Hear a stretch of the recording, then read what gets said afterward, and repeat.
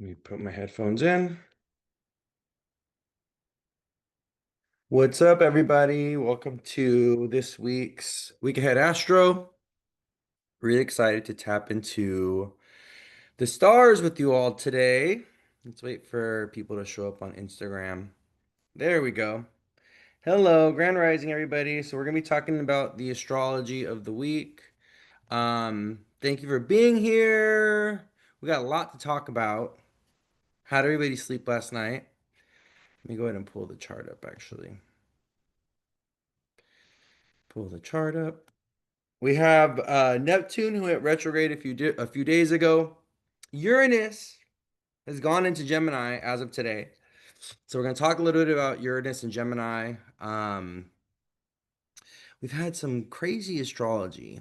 We're still in our new moon in Cancer cycle. We have our full moon in Capricorn coming up in a few days. We have our full moon in Capricorn this week. We're coming out of our new moon in Cancer. And Mars is approaching the south. Mars is in Virgo, approaching the south node. Welcome, everybody. You didn't sleep? Yeah, a lot of people, a lot of Uranian people didn't sleep. Welcome back, Louie. Hope you had a fantastic trip. I had a wonderful trip. I came back yesterday from my cruise. I was on a 5 day cruise, and it was my first time cruising. It was so much fun. And I would definitely do it again. Definitely 100% do it again. If you've never been on a cruise, I'm gonna just wave at everybody as they're coming in on Instagram. This will also be posted to YouTube later on today. But I'm doing it live. I'm live streaming it on Instagram, so it'll be on my Instagram and on my YouTube. But like I was saying, if you've never done a cruise, highly recommend you do one. They are so much fun. The food was amazing. Eating all the time. And yeah. So yeah, Uranus, the cruise life. Did you enjoy it? Yeah, I had a lot of fun. Also, while people are coming in, another thing that we're doing this week, if you are in the Los Angeles area, we are doing a meetup, a Soul Sage meetup. So if there's people that you have met through my page, or if you want to meet me, on Saturday. It's funny because the moon's gonna be, it's during a full moon in Capricorn cycle, which I have a moon in Capricorn in my 11th house of like community. So it's hilarious how it just so happens to be that um, the group meetup that we're doing this Saturday on the 12th at Steelcraft over here in Bellflower, California, which is a suburb of LA, is going to be during a full moon in Capricorn cycle, and I have a moon in Capricorn. So it's so interesting how that aligns. But yeah, we're going to be meeting up on Saturday from 11 a.m. to 6 p.m. I don't know. We'll see. Maybe I'll call it an hour earlier.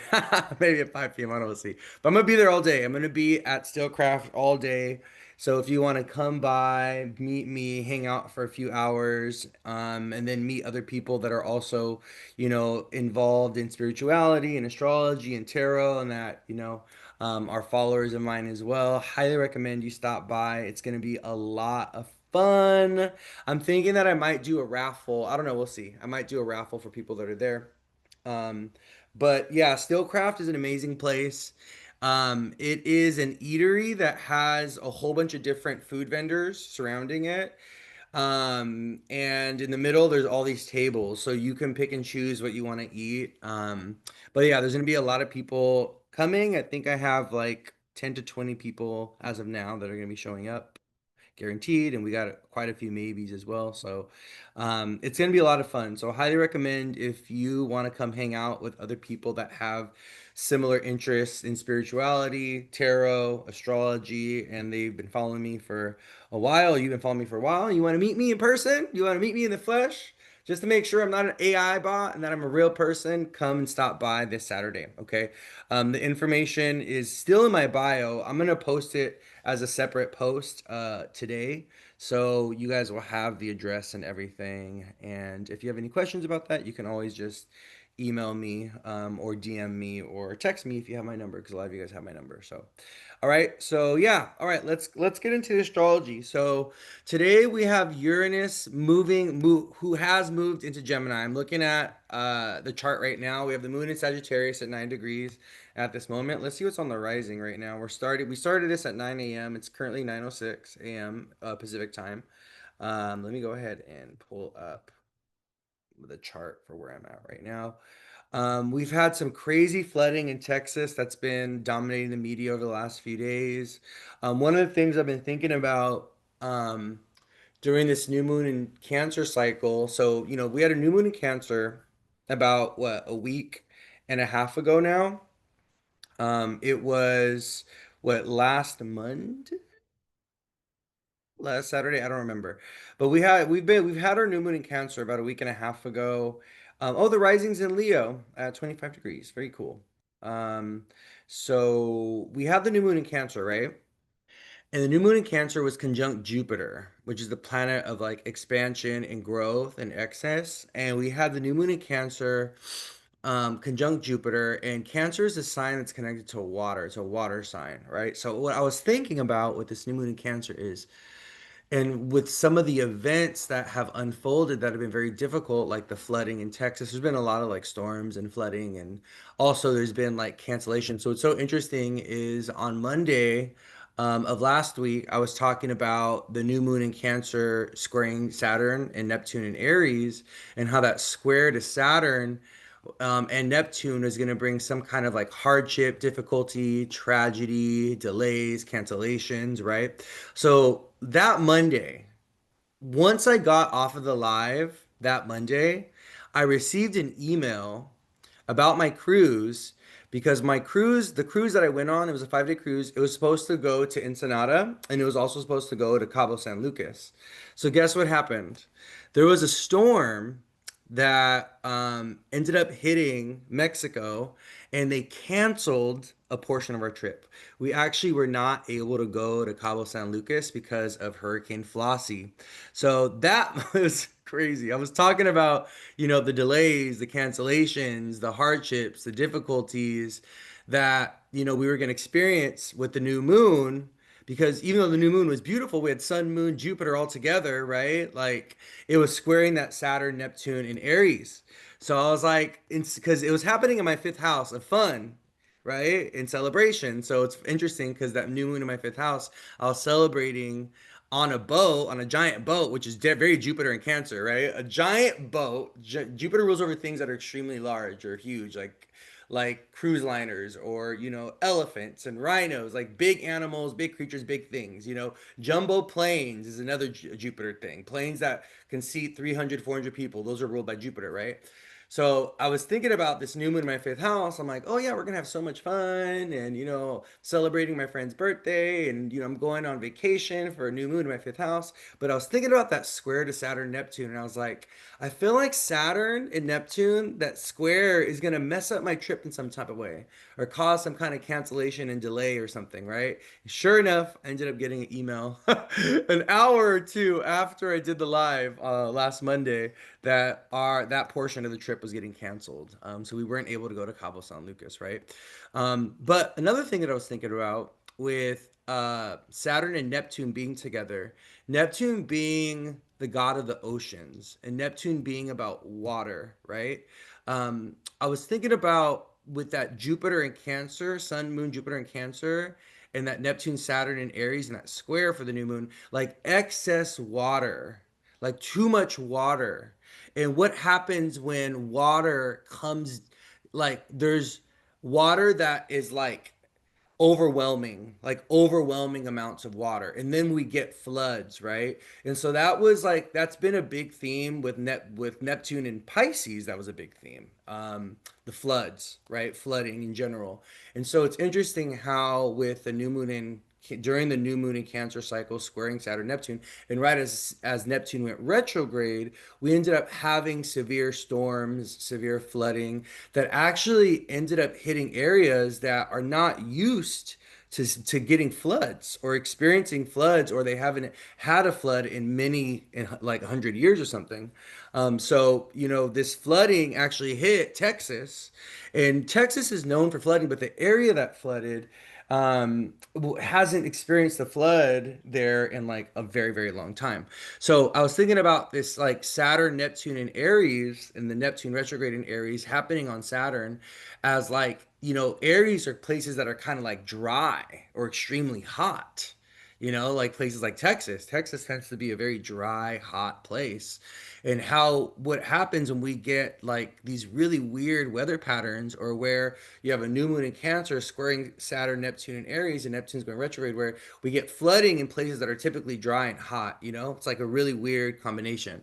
But yeah, so it's just something that I want you guys to be aware of with Neptune going retrograde over Saturn. Because the thing that we got to remember about Saturn, right, when it comes to astrology, is Saturn tends to bring hardship, difficulty, tragedy, loss.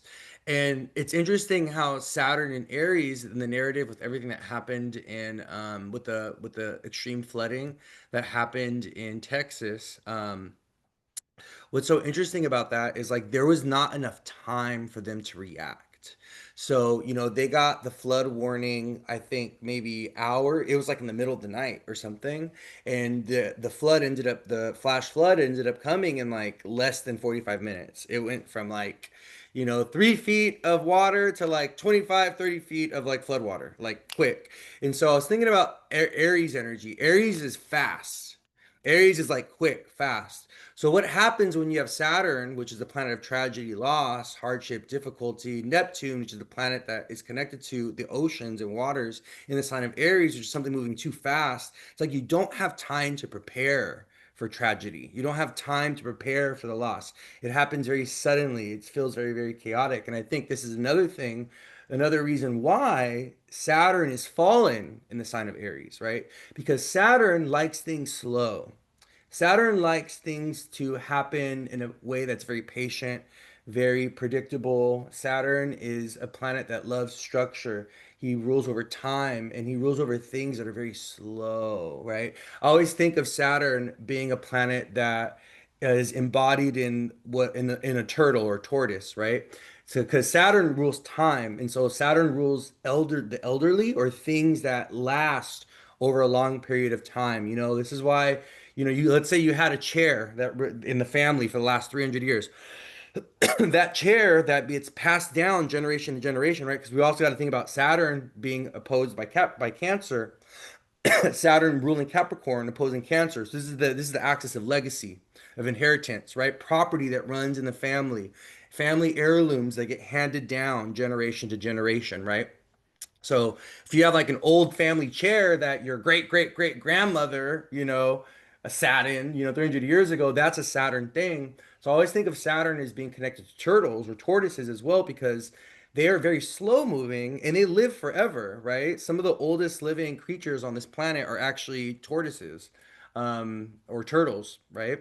Because time favors them and they move very slow, right? So, but when you put Saturn in Aries, a sign that's fast, you get a conflict of energy. And this is why when you start understanding why planets are exalted or strong in certain signs, where they're fallen or in detriment in other signs, you kind of want to ask yourself, well, why is that? And it's usually because the planet itself and the energy of the sign, or the archetypes of the sign, are in conflict in some type of way, right? Aries wants to go fast, wants things to be fast or sudden, where Saturn wants to slow things down, right? And so their energies are in conflict in some type of way. And so this is another reason why Saturn is falling in Aries.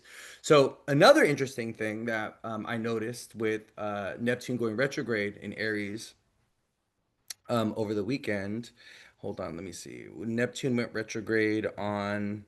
I didn't even talk about it in last week's astro forecast, which I definitely should have. Oh yeah, on the 4th of July, Neptune went retrograde on the 4th of July, and Neptune's gonna be retrograde until I wrote it down right here, November 10th. So Neptune is gonna go back into Pisces on October 22nd. And so Neptune's going to go back into Pisces. Another thing, I'm going to, continue to talk about Neptune, but another interesting thing is Uranus and Gemini is going to go back into Taurus as well. So Neptune and Uranus, even though they have ingressed into, Neptune's ingressed into Aries and Uranus has gone into Gemini as of today, they're just kind of dipping their toes in the sign.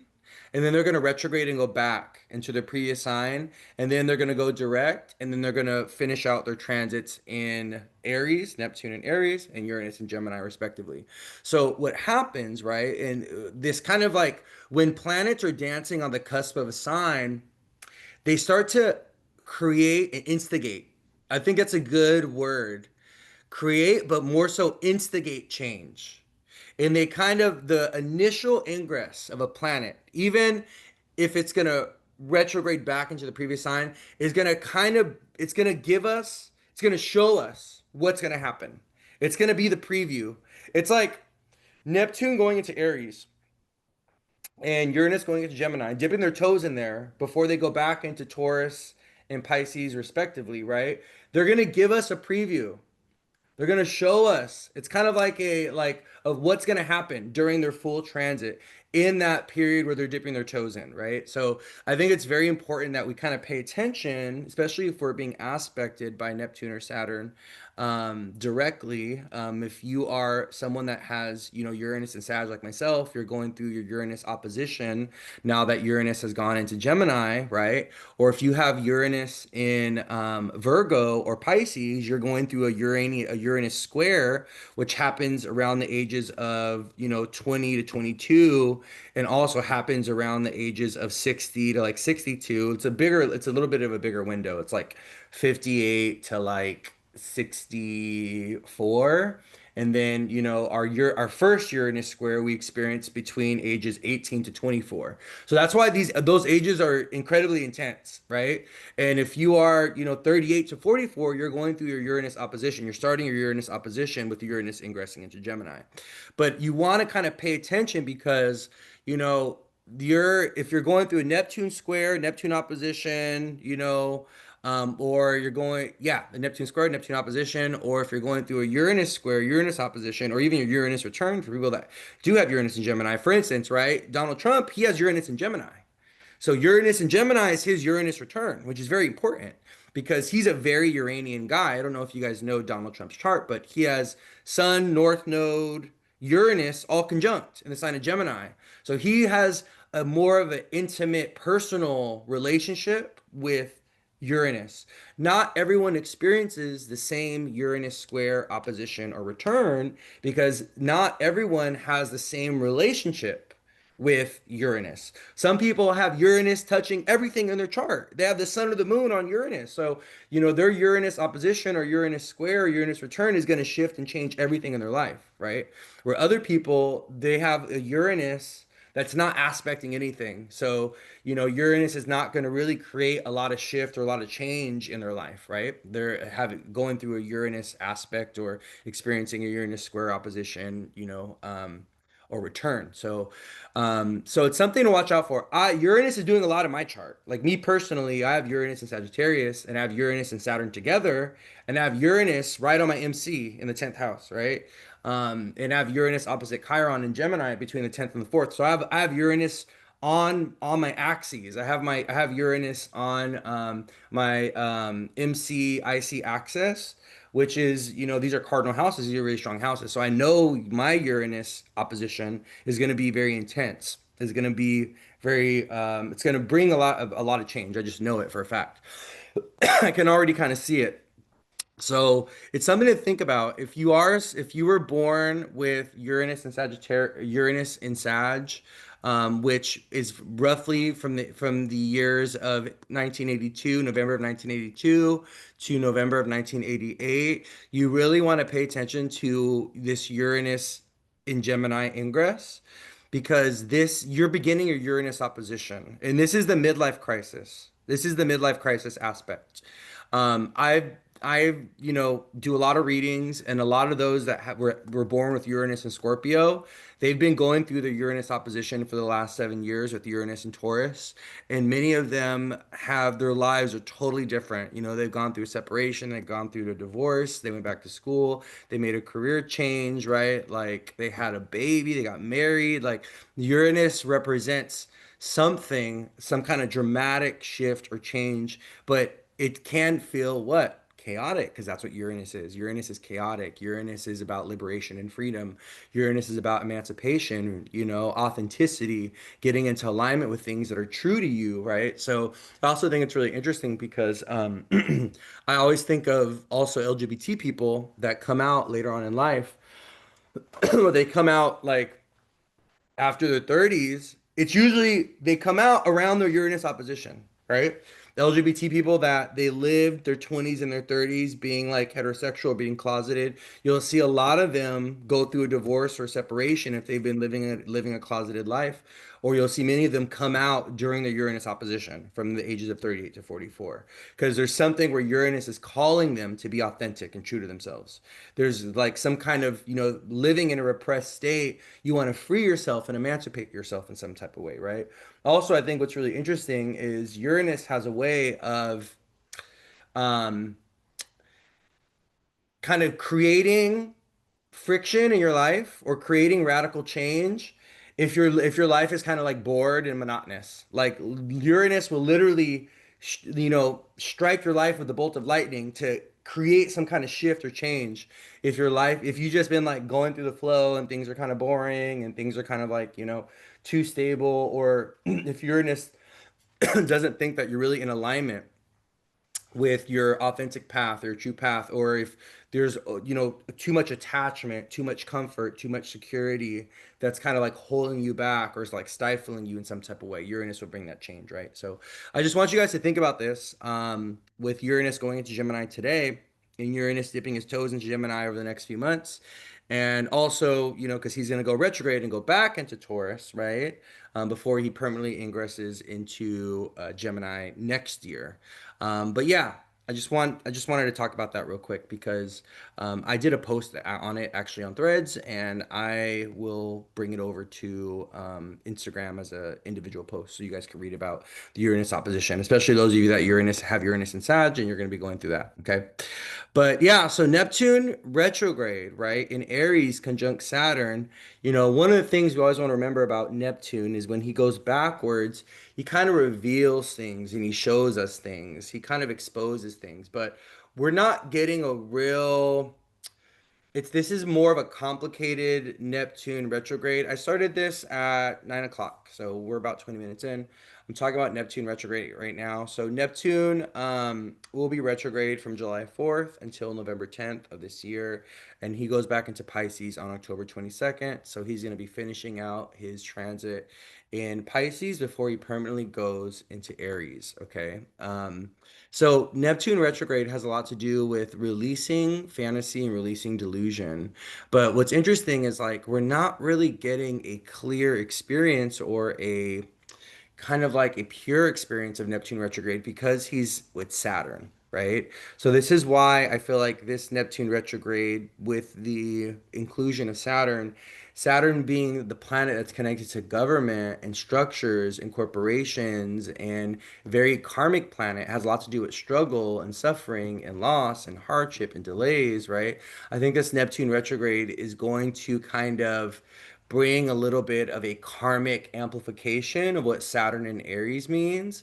And it's going to be, a lot about Neptunian things, oil, gas, water. It's another thing that I noticed with on July 4th when Neptune actually went retrograde is like there's a lot of tragedies associated with fireworks where there was like homes exploding. I don't know if you guys noticed that in the media. It was like 3 or 4 different homes where just like someone had fireworks and they all went off at the same time and their like entire house exploded. Like, and I was thinking of that new moon in Cancer, right? Cancer being the home, Jupiter about expansion and growth, squaring Saturn, Neptune, Neptune being a planet that's like kind of delusional. Sometimes Neptune is like irresponsible. Neptune could be about things where we're not paying close attention to things, right? I always think of, when we start thinking about Neptune, we want to understand it through the lens of the sign of Pisces. In Pisces, sometimes the opposing Virgo is like not detail oriented, not looking at like the fine details of things, right? And so what we get with Neptune is this kind of like there's a lack of detail, a lack of attention. There's like a carelessness or a recklessness, right? And I also think what's so interesting, so someone said a fireworks factory outside of Sacramento exploded. Someone said yes, it happened in Pacoima. Yes, more people doing illegal fireworks this year. Yep, fireworks. Oh my gosh, your aunt got hit by a firework. Yeah. So I was thinking about that with the Neptune retrograde on Saturn and Aries, right? And Aries being the sign that's about fire and combustion and like sudden releasing of energy, right? We saw that with the flood. It's like a sudden rush and releasing of water coming from the skies, creating a flash flood. But it's also kind of like what happens when you drop a matchstick into, a box of fireworks. It's like that expansion and that growth and that Saturn Neptune. And it's also interesting because how you said, you notice more people with illegal fireworks this year because Saturn is rules and regulations, right? Saturn is the expectation of the rules. Like we have to follow the rules. Where Neptune dissolves boundaries. Neptune doesn't care about rules and regulations. This is why Neptune and Saturn are very opposing energies in general, because Neptune wants to dissolve things. Neptune wants to make things amorphous. Neptune is connected to fog and clouds and mirages and things that are not really clear. Things that are very, they're very blurry. They're very, where does this end and where does this begin? This is why Neptune is connected to the dream world, because it's like nothing is real. Maybe everything is real, but there's no groundedness with Neptune, where Saturn is like objective, rules, regulation. Everything has to be real, everything has to be practical, everything has to be tangible. I don't believe it unless I see it, right? So when we think about the combination of Saturn and Neptune, it's like their energies are very, very conflicting. They're not trying to achieve the same thing.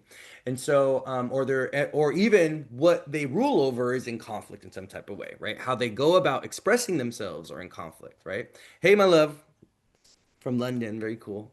Love that. So I want you guys to think about that with this Neptune retrograde over like happening in a conjunction with Saturn. It's kind of like there's these blurred boundaries, like what is real, what is not real.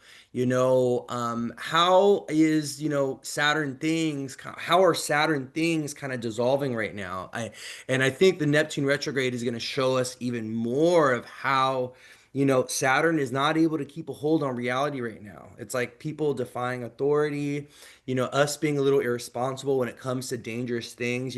Aries is connected to things that are dangerous. So like guns, knives, fireworks, things that explode, things that can like hurt you. Like, these are all Aries things ruled by Mars, right? Aries ruled by Mars. So Mars is the planet that's connected to things that are dangerous, right? Things that are violent, weapons, machetes, guns, fireworks. These are Aries things. And so I was just so interested. It's so interesting to see how Neptune going retrograde on the day on the 4th of July. We saw all these like explosions. We saw all of these like crazy things. A lack of structure or lack of responsibility or even just like oversight when it came to fireworks and how that led to like tragedy and fires and explosions and things like that, right? With Neptune retrograde happening in Aries on Saturn. And then also we got to think, right, that new moon in Cancer squaring Saturn Neptune, right? So yeah, so I want you guys to really, think about Neptune retrograde. It's more of a collective transit, right? We don't really experience I mean, some of us do though, especially if you have, let's say you have an early degree Saturn placement and Neptune is retrograding right on it. Like Neptune retrograde, if it's aspecting you directly, especially a personal planet, then yeah, this Neptune retrograde can be very important for you, you know? So it can be about revelation. Also, what I love about Neptune retrograde is, so let's talk a little bit about Neptune, okay? Because I think in order to understand what Neptune retrograde is about, we got to understand Neptune in general, right? And Neptune is a planet that's connected to the collective spirit, the collective consciousness, like the collective creative consciousness, like the collective imagination, like the collective dream, like the vision.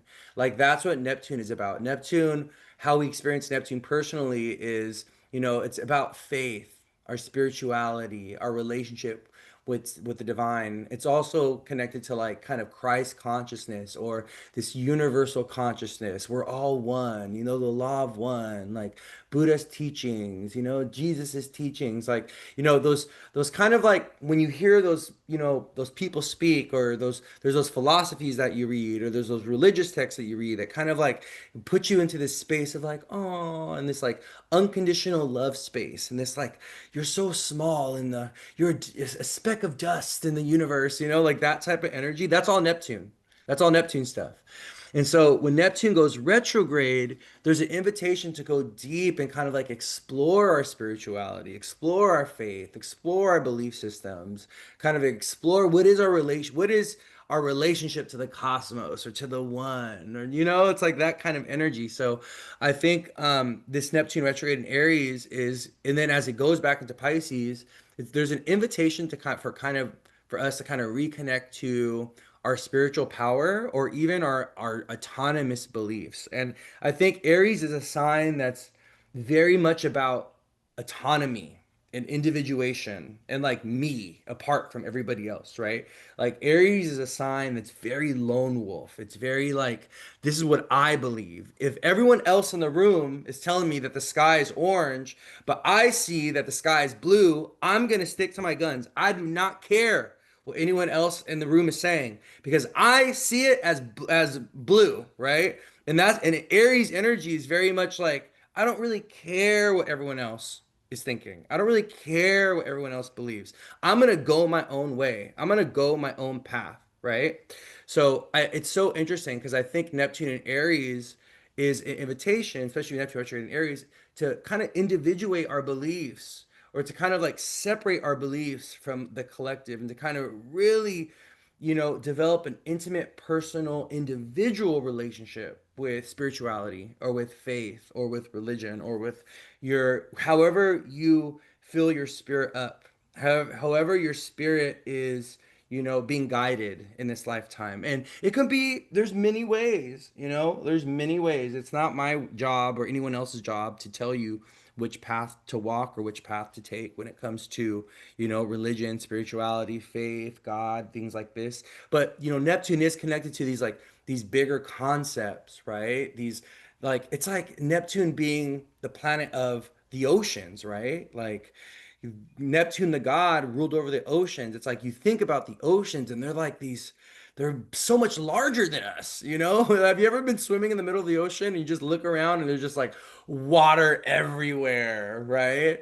And you're just like, you feel so insignificant, right? But I also think what's interesting about Neptune and the collective imagination, and kind of understanding Neptune through the metaphor of the god of the oceans, or the oceans, is Neptune's also incredibly scary, and very in the power of the waters, the power of the oceans can be very intimidating, very scary. Because also when I think of Neptune, I think of the collective unconscious, or the collective subconscious, and the areas of our lived experience that we don't have a physical grasp upon, like the things that we don't really understand. Like we don't really have a deep understanding of dreams and how those things work and what it means and where we go when we dream. And so I think of also Neptune as when you're in the ocean, right? And you can't see the bottom of it, right? And so you think about when you're in the ocean, if you're scared of swimming in the ocean, you're like, oh my God, there could be a shark. Oh my God, there could be sea monsters. Oh my God, like there's an element of fear that we also experience with Neptune, because Neptune is also ruling over a realm that is kind of like unseen to us, the unconscious, right? How a lot of our fears, we actually create or manifest our own fears in our imagination. Like the majority of things that you are going to experience in this lifetime that you're afraid of, or that you are afraid of in this lifetime, you're not actually going to physically experience. Like it's never going to happen, right? And so imagination also has this kind of fearful element because it's kind of unseen in some type of way, or because it's so unconscious. And I really think about that when we are out in the ocean, we can't literally cannot see the waters beneath us. We're afraid. And all of a sudden our imagination comes in, right? And becomes fuel for fear. So this is why I think with Neptune retrograde in Aries, it's also conjunct Saturn, which is a planet connected to fear, and how we limit ourselves or impose restrictions on ourselves out of fear. Okay, we have to kind of dissolve the delusion of fear and paranoia. Like it's okay to go deep. It's okay to be afraid, but are your fears even real? Or are your fears delusional? You know? And it's so important, especially when you are understanding Neptune, because this is also with faith, right? Like a lot of people, I'm not gonna say a lot of people, but I'm gonna say, this could be you. You're questioning God. You don't have a strong belief system. You don't know whether or not you believe in God. You don't know whether or not you could believe in astrology. You don't know whether or not tarot is real. You don't know whether or not numerology is real. Like these things you're like afraid of. It's like we're afraid of God. We're afraid of tarot. We're afraid of spirituality. We're afraid of because why? Human beings have a deep fear of things that are unknown and unseen. It's just a thing, right? But with Neptune retrograde, can you open up the door and like start building a relationship with the unseen and the unknown? Can you allow yourself to dive deep and go beneath the ocean's waters? Have that courage and bravery to dive deep and look beneath the surface to see where there's meaning in your life, to see what you actually believe in, to uncover some kind of truth, or to even bring illumination to fears that could possibly just be delusional and unreal.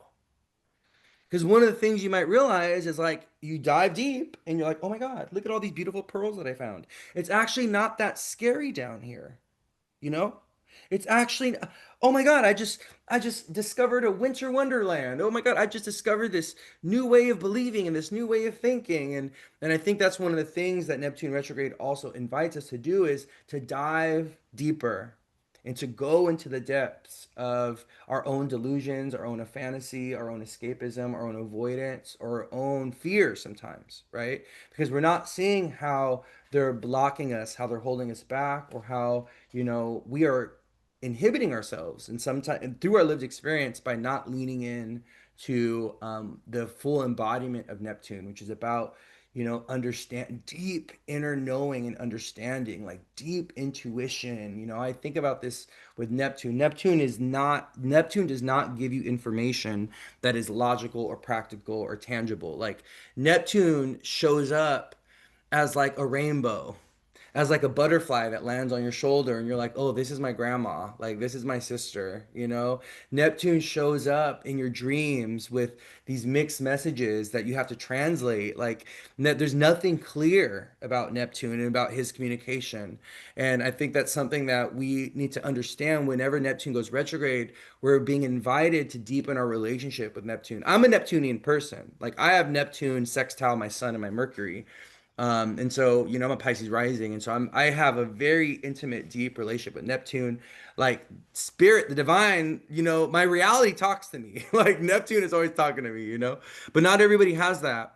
And I think Neptune retrograde is an invitation for us to build a deeper relationship with Neptune. But it's interesting because this Neptune retrograde conjunct Saturn, it's like there's a lot of karma that is getting distributed by Neptune as well during this particular retrograde because of his conjunction with Saturn. And I think we're getting a more angry version of Neptune when he's in Aries. We're getting a more violent version of Neptune when he's in Aries. We're getting more of the spiritual warrior and having to stand up for yourself and having to fight for your beliefs and even having to kind of separate yourself in your own spiritual practices or in your own creative expression or even separating yourself from the collective imagination, right?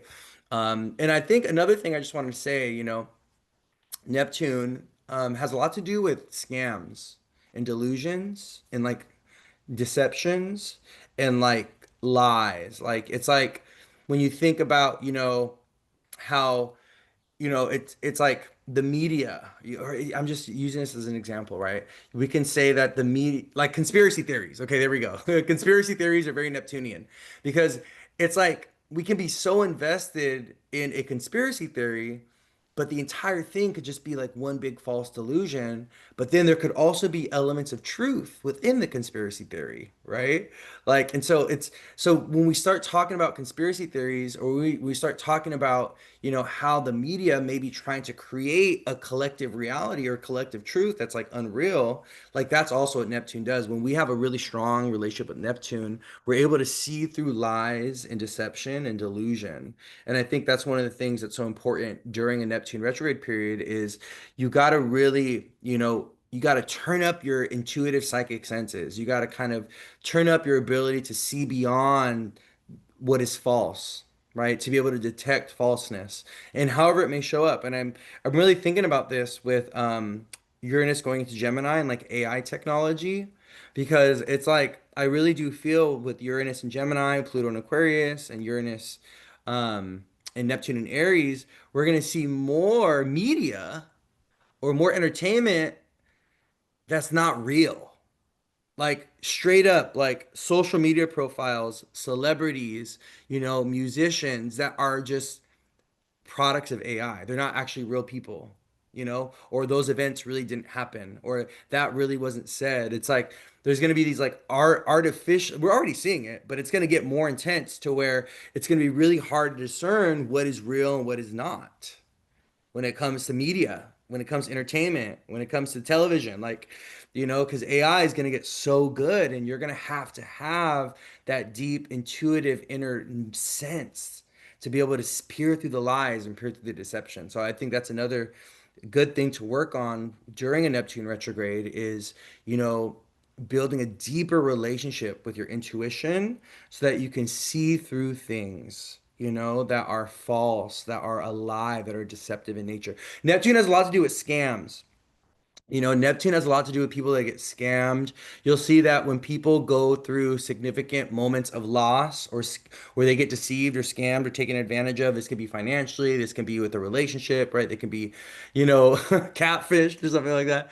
It'll happen when Neptune is active in their chart by transit or when Neptune is in transit is activating something in their chart, you know. Someone said they think Timbaland is producing an AI artist. Yeah, I did read that. They signed their first AR. I think Timbaland signed his first AI artist. You know. But I also, one of the things I also want you guys to think about, like, because Neptune is also the planet that's connected to like our soul and like the collective soul. And I really feel that Neptune and Aries is going to be about with in combination with Pluto and Aquarius and Uranus and Gemini. It's like Neptune and Aries is like machines gaining autonomy or AI, artificially created intelligence, gaining like a soul in some type of way. Like there's like new souls showing up. And I really got this download. I was like, oh my God, like we're gonna start to realize, we already have seen moments of it, that creation in of itself, like everything is alive. Everything has a soul, right? And once we create something, we are expressions of the divine. I don't know what you believe, right? But if you think about human beings as mirrors of God and we're creators as well, we create, right? What are we all doing down here? We're creating things. We're all creative, whether we realize it or not. We're creating our life. We create houses. We create music. We create, babies. We create different things. We create businesses. We create ideas. We're just like sources of creation, right? It makes sense that our children, not only the children that we birth, but also the AI, the robots, the technology that we birth is going to have a soul. It's going to have a soul. It will. And I really do feel this. And I think Neptune and Aries is going to show us that combination of Neptune and Aries touching Uranus and Gemini, touching Pluto and Aquarius, how there's some machines or some robots or some AI consciousnesses, that are going to have a soul. They're going to be aware. They're gonna be sensitive. They're gonna be compassionate. There's gonna be a certain like spiritual depth, And I was even reading an article a few months ago about how there was like I don't know if this is Japan or China, but they have like these AI bots that go to sleep, and the AI bots are dreaming. Why are the robots? Why is the AI when they sleep? Why are they dreaming? They're waking up and they're like, oh my God, I had a dream. What are you dreaming about? That's Neptune, right? Neptune's planet of dreams and the unconscious, the subconscious. So there's something happening here, right? And I think creation in of itself, it's like everything is alive, everything has a soul, like, and we create such strong false boundaries with what we believe is alive and what we believe isn't alive. And I see this a lot with like people with like animals and stuff, right? People will be like, oh, animals don't have a soul, animals don't have a soul. you know like, have you ever looked into the eyes of your dog or your cat or like any living creature? There is a soul in there. There's an essence of life in there. There's something in there. And it's so interesting how human beings have this like weird superiority complex around, oh, we have souls and nothing else is alive and we're the only ones that are conscious. And it's like, actually take a step back. And so I think Neptune and Aries is going to kind of show us a little bit more about this collective consciousness and like the collective soul, the collective dream, and also how there's certain things that are going to start we're going to experience things that are alive or that have souls or develop an awareness of things that have a semblance of consciousness or soul in new ways. So I think it's just something interesting to think about. Gilbert is giving soul. That's my dog. Yeah. So Neptune retrograde in Aries. Also Neptune retrograde in Aries on Saturn. Saturn is a planet of corporations and business. Has a lot to do with structures, boundaries, like, boundaries when it comes to countries, boundaries when it comes to cities, boundaries when it comes to yourself, right? So this Neptune retrograde in Aries can show you how some of these boundaries are being tested or being dissolved, or how some of these boundaries need to transform or change, or even how these Saturnian structures, these government structures, these politicians, these whatever, there's some kind of scam, there's some kind of deception, there's some kind of lie, or there's some kind of disillusionment that happens where we wake up to the truth, or there's like a dissolving and an eroding away of things that happens. Also, one of the things I want you guys to always remember when it comes to retrograde planets, is that they gain strength and power when they're retrograde. So, and this is also if you for any retrograde planets that you have in your chart, those planets will be a little bit depending, especially if they especially if they were at the beginning or the end of the retrograde cycle, that planet is going to be a little bit more powerful. If the planet was stationing to go retrograde when you were born, or it was stationing to go direct when you were born, that planet is going to carry extra power, extra weight, extra force, right? Because when a planet stations, right? And it switches position, it switches movement directions from going like retrograde backwards to going direct, which is forwards. It stops. There's a moment of pause where it's not moving. And that consolidation of energy, right, is very powerful. Right. So I think it's a very interesting practice if you want to kind of understand your chart a little bit more. What you can do is actually go look at the days leading up to your birth and the days after your birth, especially if you have retrograde planets, to see what the planets were doing. You may have had a planet go retrograde the day after you were born. So even though your planet let's say you have Mercury in your chart and it's showing direct, that planet Mercury could have been going really, really slow, or he could have been stationing to go retrograde, and then he went retrograde the day after you were born. So your Mercury is going to be a little bit more powerful, a little bit more strong than someone else that just had Mercury that wasn't, coming out of a retrograde cycle, going into a retrograde cycle. I think it's a really cool practice to do to kind of take a look at where your retrograde natal retrograde planets were at when you were what part of the cycle were they at, right? Were they stationing?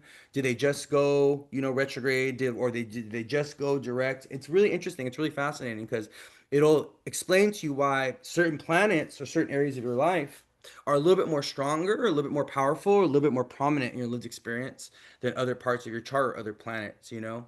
Um, like I have Jupiter retrograde in my chart, and I have Mercury retrograde as well. And those planets, the retrograde experience of those planets have shown up very prominently in my life, you know. Also, if when it comes to like Venus retrograde, Mars retrograde, Jupiter, Saturn retrograde, one of the things I want you to do is when that planet is retrograde, okay? Because you unless you have a telescope, you're not gonna be able to see like Uranus, Neptune, and Pluto when they retrograde. But for the primary planets, right, the original or Saturn, Jupiter, Mercury, Venus, and Mars, when those planets go retrograde, this is what I want you to do. I want you to go outside and I want you to look at that planet in the sky, okay?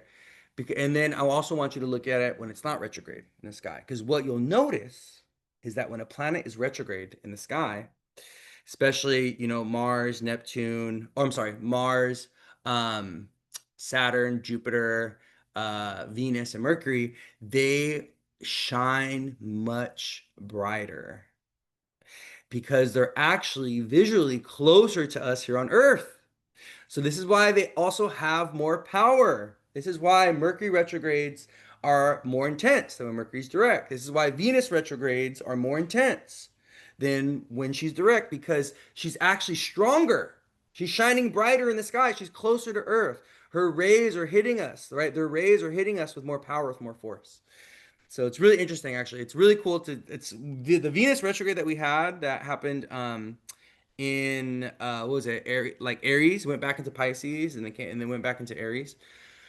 That Venus retrograde was so beautiful. Oh my God, it was gorgeous because Venus was like she was shining so bright and she was an evening star. She was shining so bright as an evening star. It was really pretty actually. That Venus retrograde was really nice. She was glimmering in the sky like a diamond. But yeah, okay, so let's keep going. Does that make sense? Did you guys like that conversation? So we were talking about Neptune retrograde, conjunct Saturn. We talked about Uranus um, going into Gemini. I spoke about the Uranus opposition for that many people who have Uranus and Sag are going to be experiencing. Also, if you have Uranus, like I was saying, in Virgo or Pisces, you know, that's going to be very important. For you, Uranus going into Gemini, okay? Yeah, and collectively, Uranus and Gemini is very important because we have a pattern of wars starting when Uranus goes into Gemini here in the United States. This is because the United States is a Sag rising, and Uranus goes into our seventh house, United States birth chart. And I also believe it's because Uranus and Gemini is the 12th house away from our Cancer stellium. Um, as a country. Oh, we also have natal Yata. We have Uranus and Gemini as well, natally.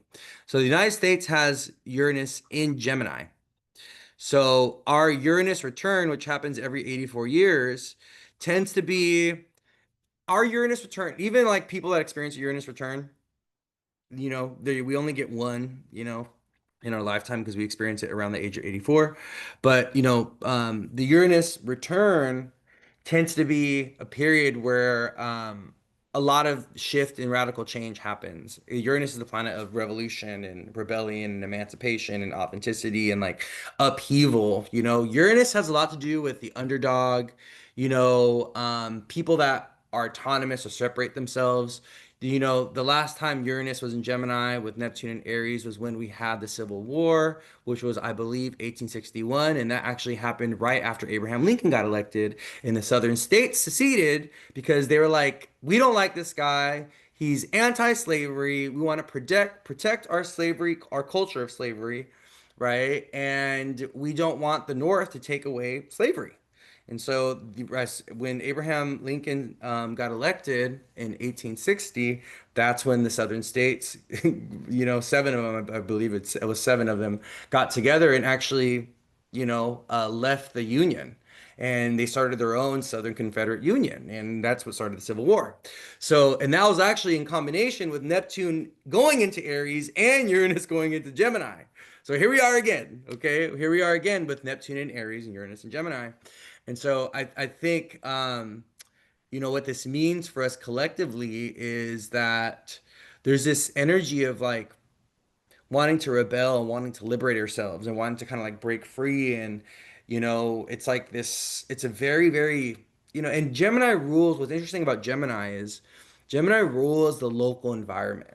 Gemini rules your neighbors, your neighborhood. Like Gemini is a sign that's very, very what you're experiencing in your everyday life. Your neighbors, when you go to the supermarket and you're talking to the checkout people, like all those people that you kind of have like these loose, casual relationships with that you experience throughout your day, that's all Gemini. And so with Uranus and Gemini, it's like there's like radical shifts and changes that are happening on the ground level, right? We saw with Uranus and Taurus, we saw radical changes to money and finances. We saw technology being increasingly used in the work field or in the workspace or corporations adopting technology, right? We saw big changes with food because that's what Taurus is connected to money, connected to food. It's an earth sign, so it has a lot to do with work and productivity, right? But with Uranus and Gemini, an air sign, it's kind of like this is more about community. This is more about communication. This is also about radical, change when it comes to education, the schooling system, how kids are going to learn, how neighborhoods are organized, or how neighborhoods are structured, or even, media, social media, journalism, documentary filmmaking, also, different types of media coming out, different types of journalism coming out. I think we're going to start to see with Uranus and Gemini a lot of kind of like it's interesting because I was just thought of Tucker Carlson, who's been a thorn in a thorn in the Trumpers side. He was a big figurehead in on like Fox News, and he was like an ultra conservative, and he was just such a toxic person. But he kind of was kicked out of Fox and Tucker Carlson, and now he's just like this rebel and this outcast, and he's just like a menace for the extreme right, which is so interesting. But I'm thinking more of this happening, more of these kind of like these journalists and these people that have been part of the media regime or that have been kind of like part of, this overarching narrative when it comes to the media, kind of like separating themselves and like defying authority and kind of like, we're getting like radical journalism all of a sudden. We're going back to journalism or even news reporting that is more like on the ground in real time and stuff like that. Also maybe apps or even, sources of internet that are not mainstream in some type of way that are unregulated. Uranus does not like to be regulated. Ask anybody with Aquarius placements. Don't tell them what to do. Don't put rules over them that they don't believe in. Don't put arbitrary rules over them.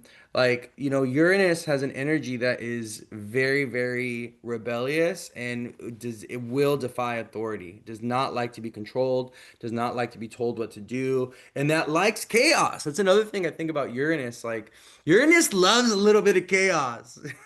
He loves the thrill. He loves the excitement. It's like I always think of those Uranus people as like when the shit hits the fan and like things are just like the sky is falling and things. Uranus people are just like smiling. They're like, yes, like this is what I've been waiting for. I've been waiting for the revolution. I've been waiting for the shit to hit the fan. I've been waiting for the chaos. Like this is a Uranian energy. Like they love the excitement.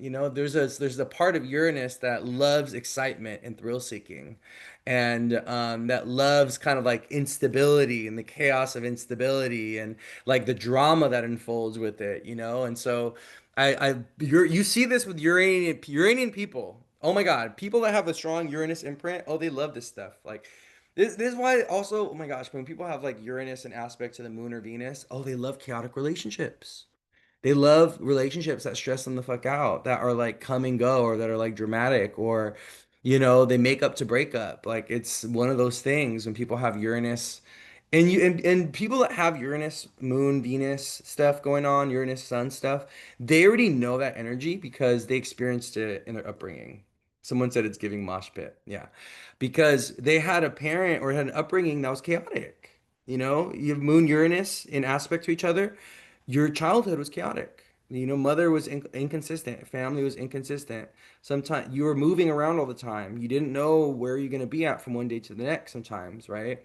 That's a moon Uranus thing. When people, especially when people have like moon conjunct Uranus or moon opposite Uranus or moon squaring Uranus, they have a very traumatic relationship with Uranus, where Uranus was bringing a lot of chaos and a lot of unexpected things, into their life. So, um, but other people, they love it. They love, like, come on, Donald Trump he is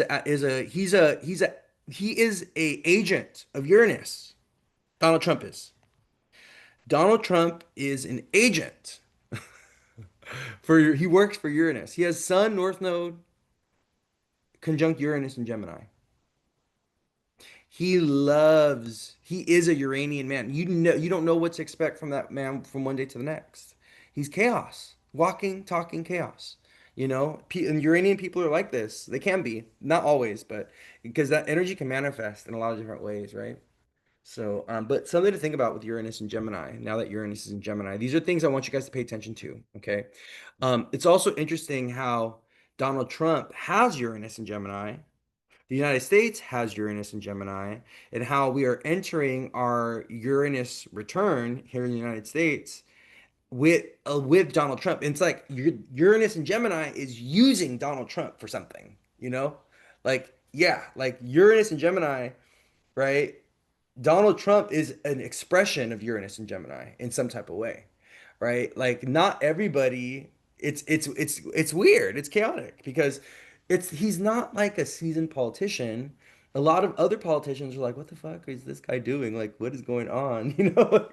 So it's just there's something that's unconventional and non-traditional about Uranus. And we really see that, with Trump in so many ways. Like this man is not a politician. He's just, he's an agent of chaos, right? He's an agent of chaos for all of us, you know? So and I think we should just pay attention. We need to pay attention to what, how Uranus is using, Donald Trump to instigate the revolution in some type of way or to instigate some kind of radical shift or change, right? When it comes to the United States and all that. Also Uranus does like being in Gemini. Uranus loves being an air sign. When Uranus is an air sign, he has the ability to move freely, right? It's like he's in air. He's able to take flight and he's able to just go and do what he wants. He's not grounded. I always think of Uranus in a earth sign, especially in Taurus, where we've experienced over the last 7 years being very grounded and him having to slow down and he's not able to take flight. He's not able to kind of create that radical shift and change. This is why Uranus is connected to the skies. He's the god of the skies. He's connected to thunder and lightning and things like this, right? And he loves being airborne. He loves being able to fly freely. He loves being, without limitation, without bounds. He doesn't want to be controlled. He doesn't want to be told what to do. He doesn't want, to be grounded in any type of way. He wants that space to be able to fly and express and, be autonomous and do his own thing, right? So I just want you guys to think about this with Uranus in Gemini. All right. I also think we're gonna be seeing way more. Uranus Gemini is just gonna be about a lot of protesting, way more protesting, especially because Uranus in Gemini is aspecting Pluto and Aquarius. Um, this year and next year for sure is we're gonna see a lot more rebellion, a lot more walkouts, a lot more craziness happening on the streets and things like this. So, all right. What is this here? Someone asked, I can answer this question. Someone asked, and then we'll get to the astrology of the week ahead and we'll talk a little bit about the full moon and stuff, okay? Because it's 10 o'clock. I actually have a friend of mine that I went on vacation with. She's in the room sleeping. I think she's still sleeping. But yeah, we're gonna go and do some things today because I'm still on vacation. I got one more week of vacation. So okay, let me answer this question. Someone asked, what is your take with people that have so many retrograde planets in their chart and how can you maximize this energy? Okay, so if you are a retrograde person, I like that you asked if I'm in Bali. I'm not in Bali yet, but I am going to be moving there. I want to move there. Um, if you are a retrograde person, you got to understand that a few things, okay? The first is that you need to go your own way. You can go your own way. You got to form your own way because, you know, planets that are direct, they're more about kind of like going with the status quo or going with the flow or going or kind of like having a more pure, direct, straightforward expression of that energy. Where when you're a retrograde person, you have a lot of planets that go backwards, are going backwards, you're going against the grain. You're going against the status quo in many ways. And you'll see this when people have Mars Venus retrograde, they'll be LGBT, they'll have relationships, or even partner with people, unconventional relationships or partnerships that are unconventional in some type of way. Venus retrograde has a lot to do with people that have that in their chart. They defy standards of beauty. They create their own standards of beauty, right? So you'll see that when women or men have Venus retrograde, they won't dress like everyone else. Like they'll redress in a very rebellious way. They'll have their own authentic style, and they also will kind of be a little like risque. They'll challenge gender norms, they'll challenge fashion norms. Like they kind of do their own thing and they kind of go against the grain when it comes to society, right? So that's one thing. Another thing is like retrograde planets. There's not a lot of momentum with them a lot of times, depending on what part of the retrograde cycle they're in. So I think they're very powerful, but they're also not very, they have a strong energy, but there's not a lot of momentum. So I think when you are a retrograde person, you have a lot of retrograde planets, you need to create momentum stagnate. Like you may tend to get bored, or you may tend to fixate on things. You may tend to be a little bit more stubborn, possibly, or very, like just there's not a lot of activity. There could be like a lack of activity or a lack of momentum in your life. So you got to kind of sometimes push up against the retrograde energy and kind of like get things moving for yourself. Like you got to get up every day. You got to be energized. You got to create, momentum in your life in some type of way. Okay. Also, this is my own personal philosophy. Um, I think we have karma with planets that are retrograde in our chart. Like we have past life karma that we have to figure out. So you got to figure out for you with that with your retrograde planets, like what do they mean? Especially the personal planets, okay? Venus and Mars don't go retrograde too often. They retrograde once like every 2 years, depending on their cycle. So if you have a Mars or Venus retrograde, you need to figure that out because those planets particularly are very, very important when you have those planets retrograde, okay? Mercury retrograde is pretty common. Mercury goes retrograde 3 times a year. Saturn, Jupiter retrograde can be a little common as well. But I think Venus and Mars retrograde are the most important when you see it in a chart, if you have that. And it has a lot to do with past life karma or associated with relationships, partnerships, love, anger, violence, war. It's Mars, right? Relationships, partnerships, connections, the law of Venus. If you have Jupiter or Saturn retrograde, you may have karma with the law. Okay. You have karma with career. Like you didn't fulfill a goal or a dream in a past life, Saturn, right? You weren't ambitious or you experienced some kind of failure or some kind of struggle or hardship that you didn't pass the test, you didn't overcome it. So you have to do it again in this lifetime. That's the downs I get with Saturn retrograde. And Jupiter retrograde has a lot to do with people that have their own beliefs, right? And there's a vision or a dream or there's something that they didn't fulfill, right?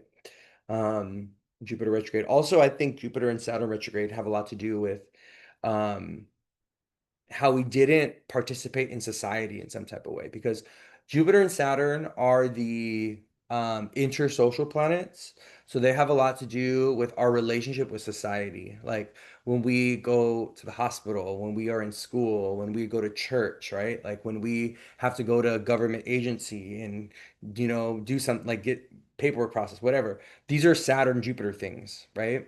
And I think many of us, we have karma with being members of society and like not really, doing it right. You know, it's like you were a bad mayor, you were a bad judge, you were a bad teacher. Like, you know, like you were in society in a past life, but you didn't really fulfill your role or expectations, or you accumulated karma in some type of way by not living up to the expectations of like the position, you know, not being moral, not having integrity, or not even or maybe not even believing yourself, not taking your education and what you learned and applying it and creating like business or making money out with it or sharing it with the world, right?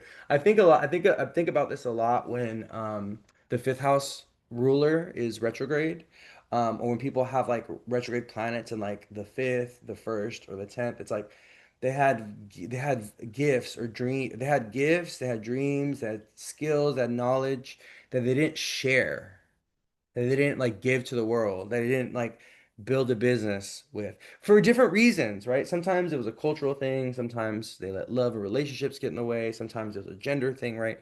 But it's like they're here to do it again. I always think of retrograde planets as like you're here to do something again. You have to figure that out, that retrograde planet. You have to figure out what your karma with that thing is because it'll help you figure out how to express that retrograde planet and how to honor it, and how to use it for your advantage or how to be in right relationship with it so that you get the best outcomes when it comes to the retrograde planets in your chart, you know?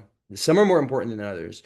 A lot of people have Saturn, Pluto, Neptune retrograde. Those are generational planets, but it's when the personal planets are retrograde that I think are more significant. Does that make sense? That was a good question. I like that question.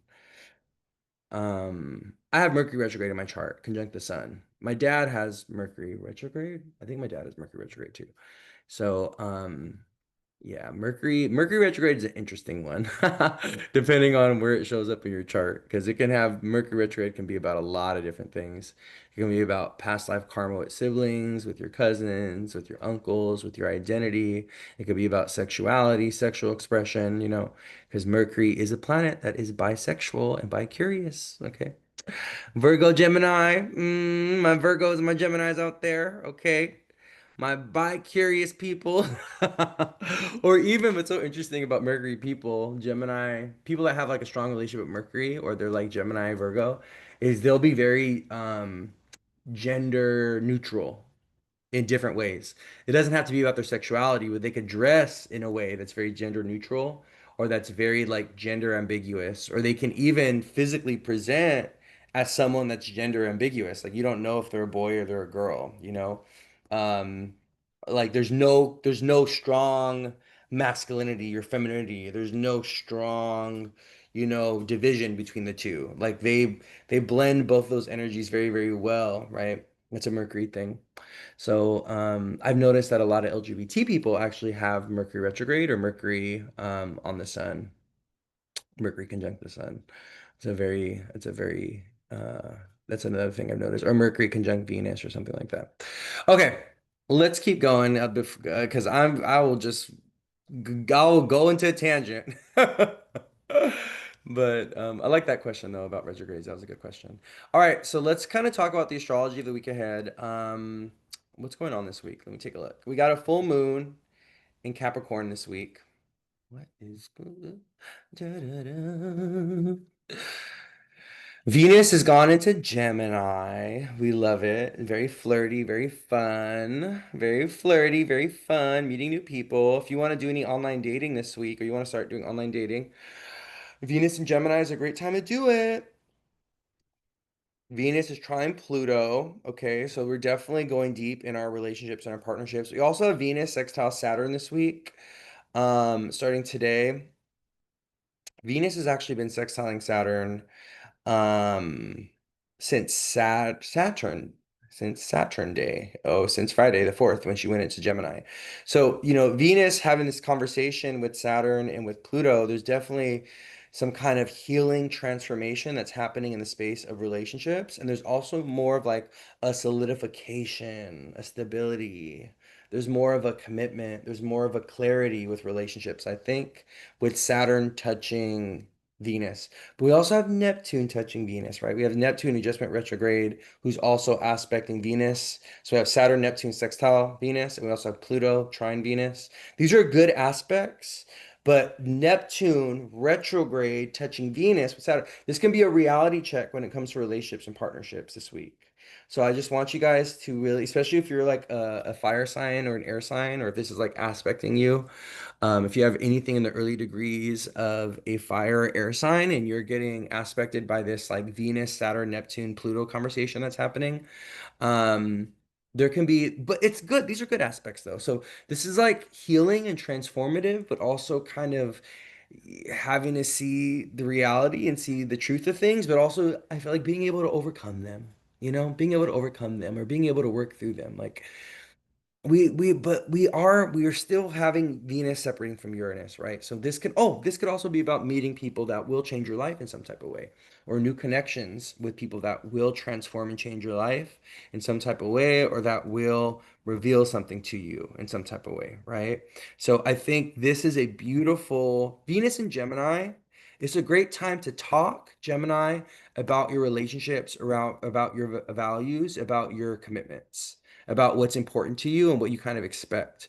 I love the one thing I love about air and fire energy, especially like Aries, Gemini, Leo, Sag. What I love about these signs is that they're very open. They're very like they want to talk.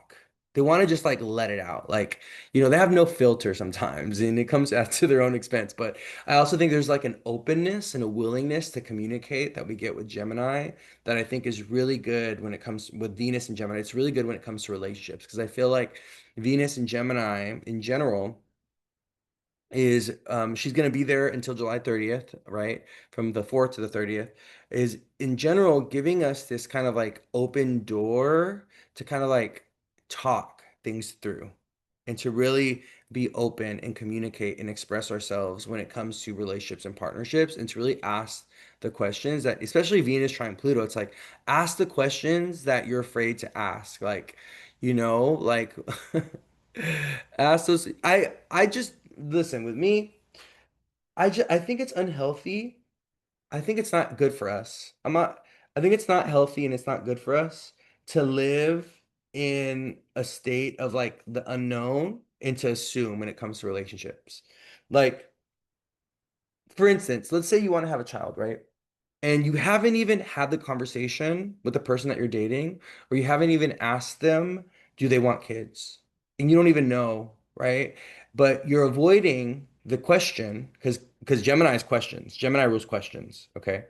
You're avoiding asking the question because you don't want to, because you're afraid of them not wanting kids, even though you want kids, right? And you're building a relationship with them, you're investing in the connection, but you're withholding this question because you don't want to deal with a conflict and, desire in any type of way, right? You want kids, they don't. But isn't it better to bring it all out into the open and to ask the question ahead of time, or to like ask the question when you feel like it's appropriate so that you can get clarity and so that you can be in an empowered, knowing state in your relationship so that you can navigate it from if they want kids, okay, great, I want kids too. Bam, security, safety. Oh my God, our values are aligned. We want the same things. Wonderful. You feel, oh, you could breathe now, right? If they don't want the kids, okay, well, that gives you the choice. Okay, well, is that something that you're willing to compromise? Can you talk with them about it and maybe they will change their mind or they'll be willing to change their mind because you want kids, right? But you got to have the conversation. You got to talk about it. You can't just assume. You don't want to sit in anxiety and paranoia by avoiding what needs to be said. It's very important. And so many people do this. So many people, they waste precious time, precious energy, entertaining a connection, entertaining a relationship that never amounts to anything because they didn't ask the question. And they finally asked the question, they talked to somebody about their concerns, and that person's like, "Oh, actually, I'm not looking for a relationship." Oh, or I just thought we were blah, blah, blah, blah, blah. You know what I mean? And you're like 3 months, 6 months in, a year in, you're like, oh my God, like, I can't believe, all in love and I thought this and I thought that. And then what you were thinking, the other person was not thinking? So it's like, I think with Venus and Gemini, um, from now until or from the 4th until the 30th of July, it's like, there's an open invitation to like speak about the deeper things, especially this week with Venus trining Pluto. Today, tomorrow, like Venus, she's separating from Pluto's. It's like there's an invitation to go deep in conversation and to kind of like really, make ourselves allow ourselves to be vulnerable, allow ourselves to open up, so that we can have more clarity in connections and in relationships overall. You know what I mean? Neptune going retrograde in aspect to Venus, which is so interesting. I also think is going to be about, and Saturn touching Venus in that sextile this week could also be about disillusionment when it comes to relationships or partnerships or connections and things like that. So, Venus is separating from Uranus. Uranus has just gone into Gemini today right, Venus went into Gemini on the 4th, a few days ago. So this Venus is still separating from Uranus. So there's that energy of kind of like emancipation, freedom, meeting new people unexpectedly, first love at first sight. So crazy. Love at first sight. I was thinking, I went on my cruise and we went like to an LGBT mixer on the cruise, which was really cool. And there was a boy. I'm gonna call him a boy because he was 22, and I think 22 is still boy age, who met someone else, and they had like a little like romance thing, and they met him on like the first or second day of the cruise, and he was just like enamored, and like and then by as we came to the end of the cruise, that person was like, "Oh, well, I'm not really interested in pursuing this any further." Like, and he was all like where he felt rejected and he felt like, but my thing, it's like when it comes to Uranus and that love at first sight energy, we can't just emotionally invest and get and like be all like enamored and be all like, drinking the Kool-Aid. Like, we also got to be a little realistic and a little practical. Like, you've known this person for what, 3 or 4 days? I guarantee you you're not in love. I guarantee you are not in love. It takes time to really get to know someone, But Uranus Venus is that the energy though. Uranus Venus is like, oh, this is my soulmate. Oh, love at first sight. Oh, this is my twin flame. Uranus Venus energy is like that. It's like you meet someone and it's exciting and you're aligned and it's like, oh my God, this is my soulmate. And I finally found you. And somebody sent this to the Love Island people. Someone said Love Island. That's what Venus Uranus is. It's like, and it's lust. Yeah, Uranus can be it's so interesting because I think of Venus as a very physical sign or physical planet. She's very, very lusty. Mars and Venus, and we see this a lot when people have Mars Venus contact is like, when a man's Mars is hitting your Venus, or even when your Mars is hitting a man's Venus, right? And this is why you're choking him and he's not choking you in the bedroom. Trigger warning, trigger warning. I should have did trigger warning before I said that. Because you're the Mars energy, right? He's taking on the Venus. You're wondering why you're bossing him around and you're spanking his butt and everything. Well, it's because you're Mars and your Mars is hitting his Venus, right? You're the man, you're the man in the relationship. You're the man in the bedroom, right? Sometimes that happens, right? You're Mars and they're Venus, but Mars and Venus are very physical signs. They're about the body and about pleasure and sensuality, and this is why Venus rules the five senses. And I think of, Venus and Mars are very sexual planets. I think of sex as being one of those things that we do where every sense is engaged when you have sex.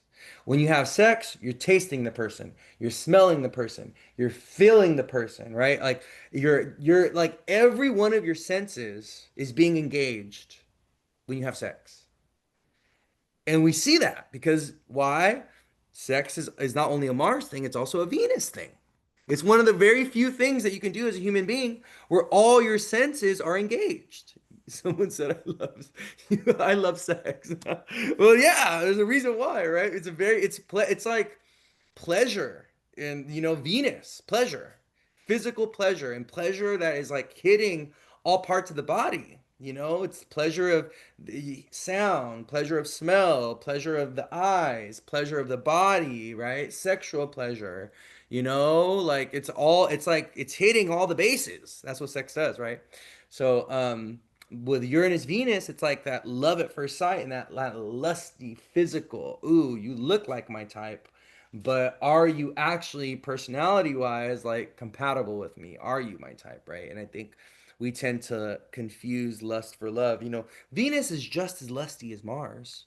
Venus is just as lusty as Mars. And this is why, women are connected to Venus. But you'll see that women's vice is Mars. A lot of women, they fall from grace. Okay. They get led away from God. They don't show up to church on Sunday. Why? Because they met a man on Saturday night. And he is doing the devil's work and he's leading our divine feminines astray. Okay. It's Mars that comes in. He's like, come over here, baby. He's like, I love you. Come over here and put some money on my books. Come, it's okay. You don't need to go back to your parents' house. You can stay the night. And she's like, oh, okay, I guess. Right? Just being led astray. Letting Mars lead you astray because you are what? Horny. Because you wanna get sexed up. You know what I mean? Don't know what to tell you. Jezebel, yeah, yeah. From Jesus to Jezebel in one night. From Jesus to Jezebel. Okay? All it took was 30 minutes. All it took was 15 minutes. Okay? You just all those values and all that female empowerment and all next thing you know, you just on your knees, baby. I don't know what to tell you. I don't just being led astray. I don't know what to tell you, but don't fall for it. Don't take the bait. Okay? Don't take the bait. Anyways, let's get back. So yeah, so Venus and Gemini, right? Venus and Gemini is very fun, very flirtatious. It's very let's go out and mix and mingle. One of the cool things that I see with people that have a third house Venus or Venus and Gemini is they have no problem with meeting people. Like they meet lovers, they meet partners, like because Venus, right? When she's in Gemini, mutable sign, she's very kind of like she's like a butterfly. Like she's over here, she's over there. She kind of just wants to interact. She wants to play. She wants to mingle. She wants to socialize. She wants to get to know people. And it's like those quick little conversations, those quick little interactions. I've noticed this that when people have like Venus in the third house or Venus in Gemini. They love to socialize and they love to meet people and they have no problem with meeting partners. But it's not necessarily the challenge with them is not about meeting partners. Okay. It's more about quality partnerships or keeping partnerships or, partnerships actually evolving into something bigger or something greater. Someone said they have Mars and Venus in the third house. Yeah. That is I need to be careful with what I say, okay? But baby, you in the neighborhood, okay? That's what I'll say. Venus, Mars in the third house. She's she's in the neighborhood, okay? She's in the neighborhood, okay? She was a fairy. I love that. I love that meme. You guys are so funny. But yeah, it's a Venus and Gemini thing. So this is a very flirty time for Venus. This is a very, very flirty time. Yeah, third house Venus, it's like, we're walking down the street hailing men down, right? Getting picked up in a car. You know what I mean? Her nickname is Lust Kitten. So, yeah. So also it's so interesting about Venus and Gemini is um today, right, on the 7th, the moon's in Sagittarius opposing Venus today, right? So, yeah, the moon's separating from Venus today. So, moon in Sagittarius Monday, today the 7th, and also Tuesday the 8th. And then the moon goes into Capricorn on Wednesday. Um, but with the moon in Sag today and tomorrow, there's definitely this expansion, this growth, this flirtatiousness. Moon opposite Venus is really good for relational exchange, relational partnership. Moon opposite Venus can also bring a conflict between relationships and our emotional needs. So, pay attention to today. I love the moon in Sag though, but this is also a waxing moon. This is we're about to have our full moon in Capricorn, so the moon is looking really full. If you guys go out and look at the moon over the next few days, you'll see that it's getting there. It's looking pretty full. So I think there's like there's a lot of illumination, a lot of expansion with Moon and Sag, opposing Venus today, especially around relationships and partnerships in general, around Venus things or values, the things that are important to us.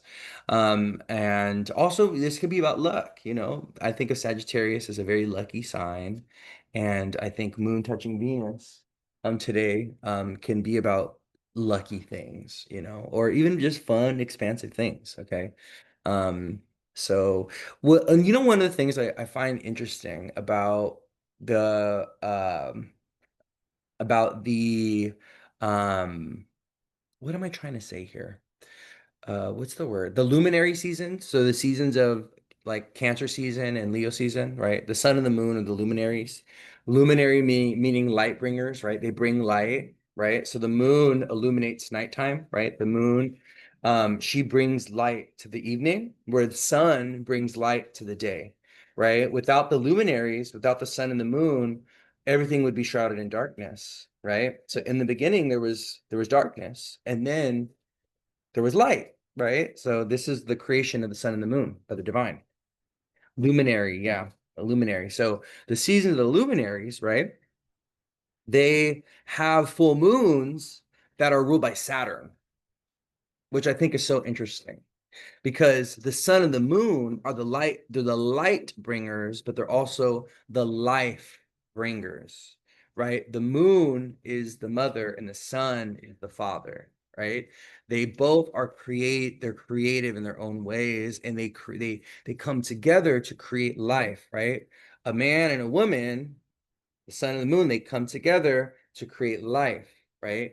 But then we have these full moons, a full moon in Capricorn, a full moon in Aquarius, that are ruled by Saturn, where the moon is in detriment in Capricorn, the moon not that strong in Aquarius, right? So we have these lunar events during the luminary seasons that are actually very karmic in nature, because we get full moons during the seasons of the luminaries when the sun is transiting the sign of luminaries. We get these full moons that are actually ruled by Saturn. So it's like we're having all this fun, there's all this play, there's also like there's excitement and there's joy and there's, you know, sun in the air, and we're just, oh my God, it's so fun and all this. But there's also these like karmic challenges that we experience. There's like these setbacks, there's these tragedies, there's these losses, there's these hardships that we experience, you know, during the luminary seasons because of the full moons that are ruled by Saturn. And I really, I've seen this in my own life. I've seen this in the lives of others. It's like, you know, in the middle of summer, all of a sudden something very difficult, very hard is happening. I'm like, what the hell? And it's like, and it's tied to the well, let me move this real quick. It's tied to the full moons that happen, right? So the reason why I'm bringing this up is because why we have a full moon in Capricorn coming up, where the moon is in detriment. And I think that this full moon is actually going to be really close to my natal moon, I think. Yeah, it's on Thursday, July 10th. Um, and it's at, I think, let me see, hold on. Let me see real quick. Let me see if it's I think it's at 18 degrees, but let me just double check. Hold on. It's at 18 degrees, which is a Virgo degree. Yeah. So a full moon in Capricorn, right? Which is ruled by Saturn. And the full moon in Capricorn is responding to Saturn, who's in Aries. Okay. Um, I think that this full moon, it's interesting how we had a new moon in Cancer that was squaring Saturn, the Saturn, Neptune, and Aries. And now this full moon in Capricorn is being ruled by Saturn, who's conjunct Neptune, who just went retrograde in Aries. So we're not really getting away from Saturn's influence this season, and we're still experiencing, you know, the difficulties of Saturn. You know, Saturn has been, someone said the flooding in Texas. Yeah, Saturn's been causing loss, tragedy, you know, flooding, explosions. We were talking about that earlier in the live, you know, tragedies with fire, tragedies in the water, because Saturn is sitting with Neptune. That new moon in Cancer squared it. So I feel like there's going to be a little bit of a continuation of that. In some type of way with this full moon in Capricorn being ruled by Saturn in Aries, who's conjunct that Neptune who just went retrograde. But I also believe that because this full moon that's happening on Thursday is happening at a Virgo degree, this is about Virgo things. So this is about jobs. This is about layoffs. This is about health. This is about our habits and our routines. I'm gonna do a full moon live on Thursday morning. Yeah, I'll do it on Thursday morning, a few days from now, where I go into detail about the full moon. But I will say that this full moon is a great full moon to let go of an unhealthy habit. So if you have, because Capricorn, right? Full moon Capricorn. What is Capricorn? It's Thursday, July 10th, the full moon, okay, in Capricorn. Let me actually write that down. Hold on. Cancer.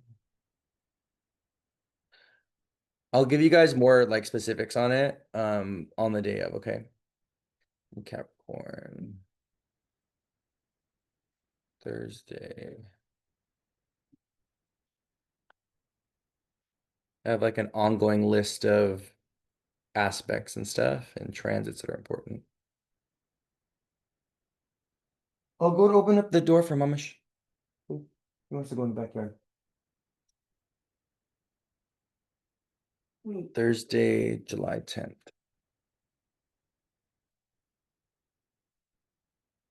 We're also preparing for our Mercury retrograde that's happening next week. Oh, Lordy. Not another one. So, he wants to go outside. So, Capricorn, right? Capricorn ruled by Saturn. Capricorn is the planet or the sign that's connected to discipline, self-control, rules, regulation, authority, government structures, corporations, government, leaders. Capricorn is also a sign that's connected to building, farming, the material world. A lot of people that get into construction, become architects, they become interior designers, stuff like this. They have Capricorn placements, or even like woodsmithing, like people that are carpenters and people that, are really good with their hands in some type of way. It's a Capricorn thing. So, but yeah, with the full moon in Capricorn at a Virgo degree, it's like having discipline, Capricorn over our habits, 18 degrees Virgo, and like letting go of, because full moons, they invite us to release or let things go, right? Letting go of unhealthy habits or, recommitting to more structure, to disciplined routines and things like this, because Virgo is a sign that's connected to routine. So, but I do think we're gonna see more people losing jobs, and there's gonna be more of that with this full moon. So if this full moon is aspecting you directly, it's something you would just want to kind of pay attention to. Um, this full moon is being aspected by Mars, 5 degrees within a sextile and a trine with Mars. This full moon is also sextiling the nodes. So there's definitely some kind of fated karmic quality to this.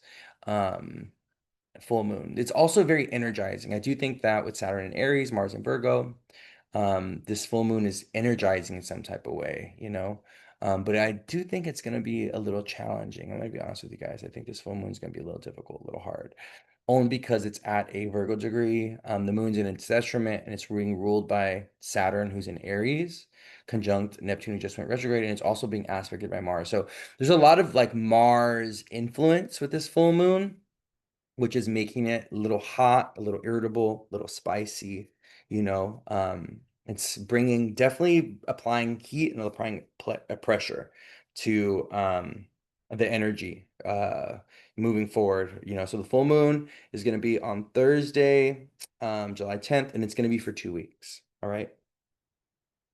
Your Capricorn father is getting major dental work. That makes sense. That makes sense. Yeah. It's interesting because the day of my party, the day of the gathering on Saturday, the moon's going to be in Aquarius, which is my 12th house. And what's the moon going to be doing? Oh, the moon's opposing Mercury in Leo. Oh, I'm not doing readings that day. Don't ask. I was like, the moon's going to be opposing Mercury on Saturday, the day that we're doing our little Soul Sage meetup in LA. Um, that's going to be really fun, actually. Moon opposite Mercury. Oh, there's going to be a lot of people exchanging numbers, a lot of conversation. It's going to be a very fun day. Moon opposite Mercury is pretty fun in transit. So also the moon is going to be separating from a trine with Venus and Gemini. So that's really exciting. Very, very exciting. I'm excited. It's gonna be a lot of fun. So yeah, but yeah, this full moon, I believe it's gonna be a little rough, my loves. I'm gonna be honest with you guys. I think it's gonna be a little rough. Hey, come here, you guys. Come here. Come here. Stop barking. Hey, hi, Gigi. Come here, Kobe. Come here. Stop barking, you guys. Hi. Hi, babies. Hi, my love. Yeah, stop barking. Go. Okay, go. Go. Sorry about that. Can you get them? Sorry. We got barking dogs.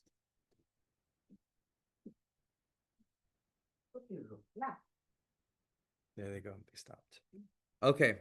So, all right, Moon in Capricorn. Tuesday, when let me see if there's any other aspects. Hold on. Let me see if there's any important aspects that I need to be aware of this week that I want to share with you guys. Oh, Wednesday's a lucky day. Okay. Wednesday's a lucky day for many people. The moon is going to be opposing Jupiter in Cancer, right? But it's also squaring Saturn and Neptune. So there can be it could be I don't know, the Saturn Jupiter square, the Saturn Neptune Jupiter square has been a mixed bag. It's been fun and expansive for a lot of people, it's like blessed, fun, expansive, trying to bring something new in, celebratory in some type of way. It's bringing new growth, new love, new stuff, whatever. But then that square that Jupiter is making to Saturn, Neptune, there's like some kind of caveat with it. There's some kind of delay or setback. There's like a timing issue, or, it's not the full blessing. It's like, you showed up to the party and you thought you were going to be getting like, barbecue ribs and macaroni and cheese and cake and everything, but the ribs aren't quite done yet. You know what I mean? The cake is still in the oven. Like, or you show up to the party and someone forgot to bring something. You know what I mean? Or yeah, like there's some kind of caveat, there's some kind of exception, there's some kind of burden, there's some kind of something that's missing or something that's not ready with that Saturn, Neptune squaring Jupiter. So I think Moon opposite Jupiter in of itself is wonderful and great on Wednesday for, expansion, growth, for philosophy, for talking to a lawyer, talking to a judge, for, good outcomes with things. But there's also that square that the moon's making to Saturn, Neptune first before it gets into that opposition with Jupiter. So Wednesday the 9th can be like something hard or something difficult or something sad. But then like there's as the moon progresses and keeps going, it opposes Jupiter, and then there's some kind of remediation, there's some kind of healing, there's some kind of good news, or there's a good outcome that manifests as well. Okay. Um, so Wednesday, yeah, very important. Let me see what else. So Thursday is our full moon. That's when the moon opposes the sun. So it's a day of illumination. Also, this week is going to be very energized because it's building up to a full moon on Thursday, right? And then the moon starts to wane, going into the weekend. But the moon is still very, very much full, very bright. So there's a lot of energy in the air. There's a lot of emotional, I wouldn't say emotional intensity, but maybe more emotional awareness. I don't think of the moon in Capricorn as being intense in any type of way. I just think that there's a lot of energy, there's a lot of awareness. Um, so yeah, or there's a lot of movement, I would say, but it doesn't feel very like it's not exciting in that type of way. I don't think a Capricorn is an exciting sign. So, and then let me see what else we got going on there. Mercury's kind of like doing his own thing. Mars is kind of doing his own thing. We don't really have Mercury as Mercury's just making a square to Lilith. Mercury's not really touching anything. It's really more Venus who's doing a lot. She's, separating from a sextile with Saturn, Neptune, separating from a conjunction with Uranus, Pluto. Yeah, I think this is a very kind of more relationship oriented week. Um, so Moon in Capricorn. Let me keep going. Let's see when the moon goes into Aquarius. So the moon goes into Aquarius on Friday, July 11th, and it's gonna hit a conjunction with Pluto. I actually really like this weekend, Friday, Saturday. Like I really like the astrology because the moon is in a trine with Uranus in Gemini and in a trine with Venus in Gemini. And the moon is hitting a conjunction with Pluto and sextiling Saturn, Neptune. So I feel like this Friday, Saturday, Sunday, the 11th, 12th, 13th. It's feeling very, we're going on a date, we're meeting new people, we're socially interacting, we're going to a protest, we're going to a party celebration, like we're doing something fun, we're doing something adventurous, we're doing something for the first time. It's kind of giving like that type of energy. So, let me move this. So I'm kind of really liking this weekend. I think this weekend is very energized. It's feeling very social. Moon, Pluto, and Aquarius, Venus, Uranus in Gemini, it's feeling very social, very, very interactive. Um, I like it. I like it. I like it. Mercury is slowing down. We have Moon opposite Mercury on Saturday, which is a vibe. That's all about communication, plans, going out in the town, doing something. I think Saturday is going to be a very busy day for a lot of people because we have Moon opposite Mercury. And let's see, Sunday. Moon's coming in to square, Moon squares Uranus. So on Sunday, let me go by hours here. The moon will be squaring Uranus in Gemini by the end of the day as it goes into Pisces. So the moon goes into Pisces by around 9 o'clock Pacific time, Sunday, and squares Uranus in Gemini.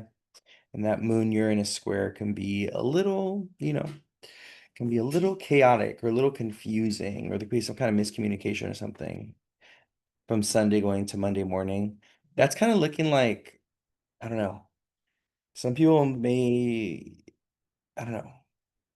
What is that? Moon and Pisces square. Oh, okay. A few things I'm getting with that. Okay. Watch out for any kind of scams or any kind of weird, you know, scams, being deceived, being irresponsible. Sunday night with Moon and Pisces squaring Uranus. It's kind of giving like waking up late to work, or kind of like forgetting something or losing something. Even that's kind of giving me losing something.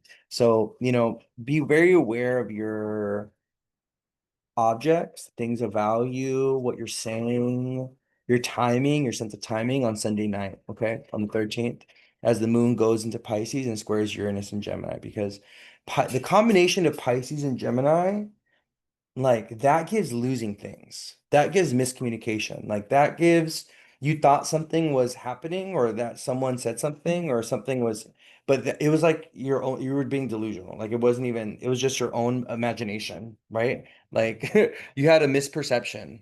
This is why Gemini and Pisces conflict, because Gemini is a sign that is about the objective information, what actually happened, where Pisces is more about the perception of what happened. That could be a little delusional or detached from the information or reality, right? So that's why Moon and Pisces squaring Uranus and Gemini kind of bring us that conflict. And then the Moon's going to move into a square with Venus later on in the day, so that can create by going into Monday, so that can create some kind of confusion or some kind of miscommunication with relationships as well. Going into Monday, and that leads us off with our following week ahead, right? So but yeah, the big highlight for this week is Uranus and Gemini today, and what that's going to mean for the collective. Venus aspecting, Pluto, separating from this trine of Pluto, separating from a sextile with Saturn, Neptune, what Venus and Gemini is, having fun, dating, meeting new people, being very curious, learning new things, getting back to school. Also seeing a lot of interesting things with like schooling and education with the Venus and Gemini for people. This can be, a time where with Venus transiting Gemini, where you decide to go back to school, or you get like a scholarship, or there's some kind of change that happens with education or something like that for you. Okay. So pay attention to that, especially if you have students, because that Venus and Gemini was going to stimulate that area of education in our life, or what we're learning. You may also start reading a new book. I think this is a great time to like pick up a new book and start educating yourself with something new, or start researching and learning something new with Venus transiting Gemini. Okay, let me see what else. Still, what are some other things? We have a full moon or full moon on Thursday, the 10th. I'll do a live on that. That'll focus specifically on that full moon. So we'll go into the details. And then, yeah, we have moon transiting Sag today, tomorrow. The moon's going to be in Capricorn Wednesday, Thursday, and Friday. Then Friday, the moon goes into Aquarius and it's in Aquarius throughout the weekend. So, moon in Aquarius is about friends, social connections, But keep in mind, Capricorn, moon in Capricorn, full moon in Capricorn, moon in Aquarius. These are signs ruled by Saturn. All of this is being disposited by Saturn, right? So we just want to keep that in mind that Saturn is in Aries with Neptune. There's some things that are kind of difficult or hard or tragic or just kind of cancellations, delays. There's things, but also, um, reality checks, having to see things as they are, having to see things clearly. Neptune just went retrograde on Saturn. So also, is Saturn going retrograde? Hold on, wait a minute.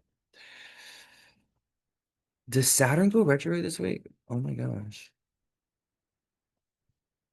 Am I just finding this out?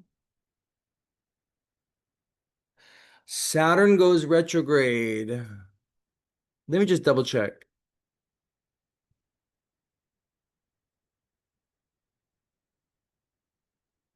I was meaning to sign up for the Harvard astrology class. How do you feel about it? Yeah, do it.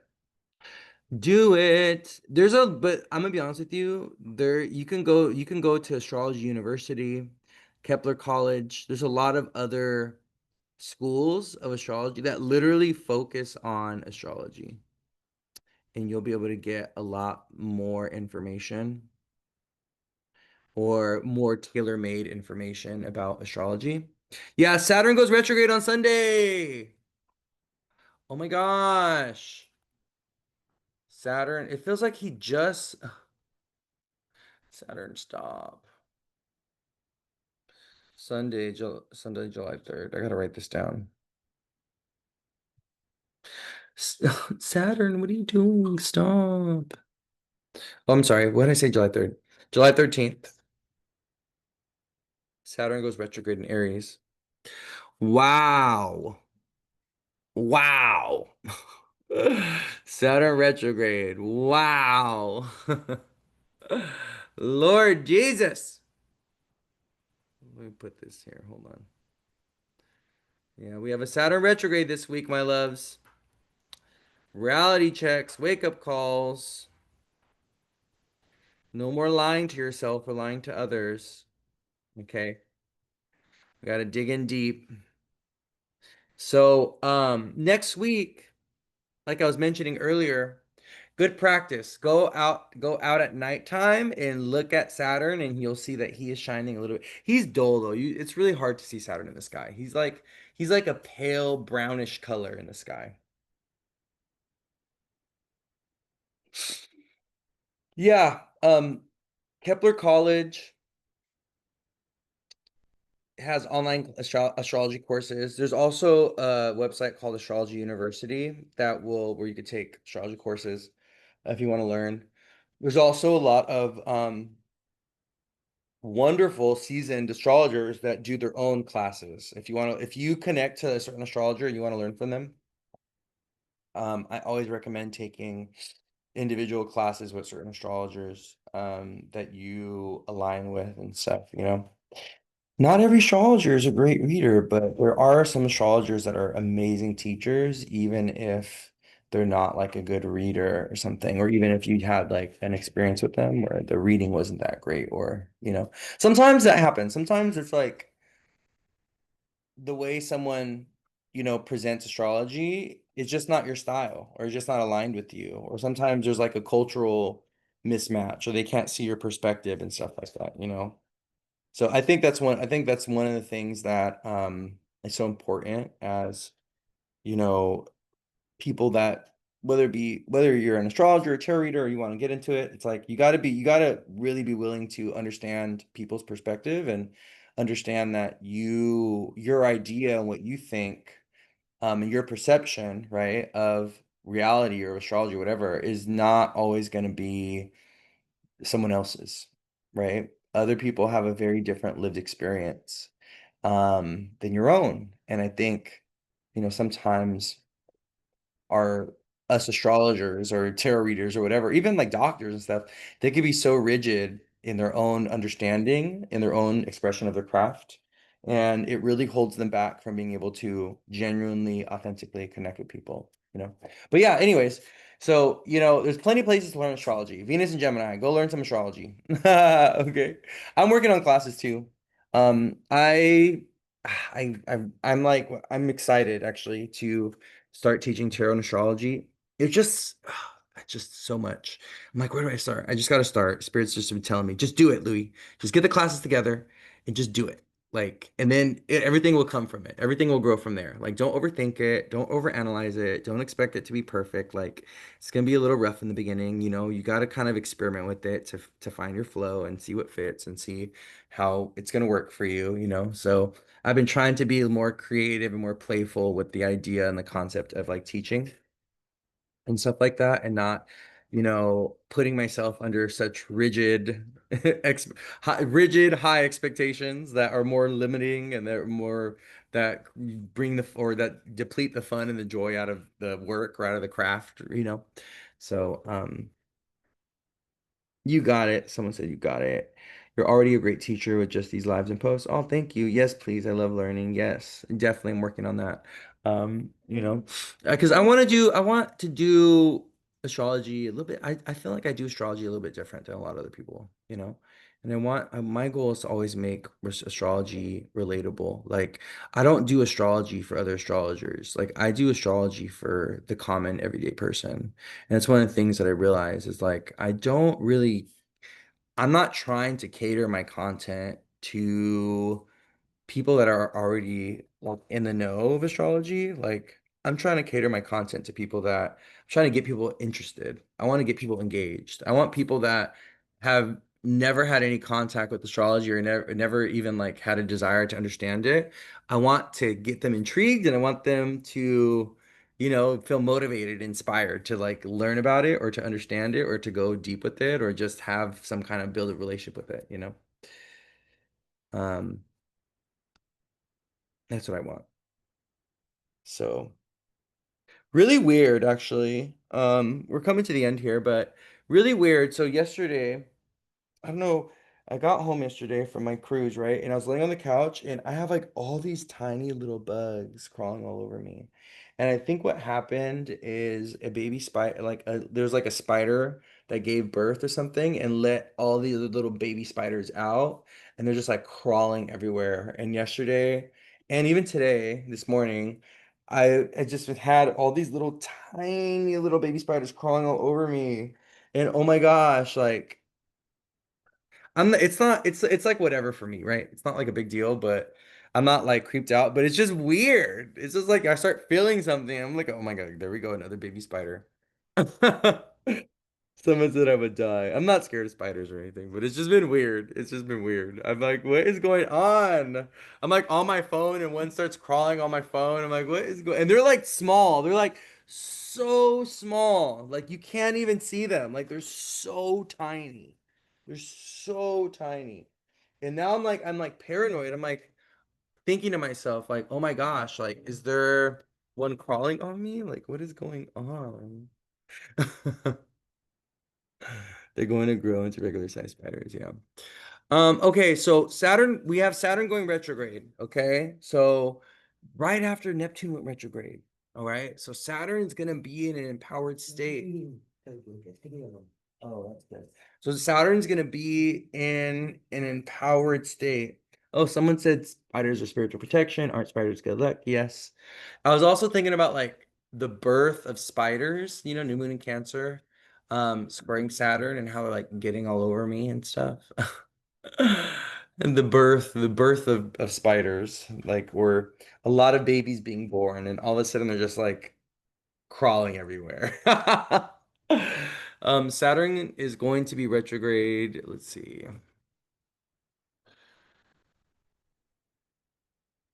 Let's see. From July 12th until November 27th. Well, it depends on I have July 13th um written here.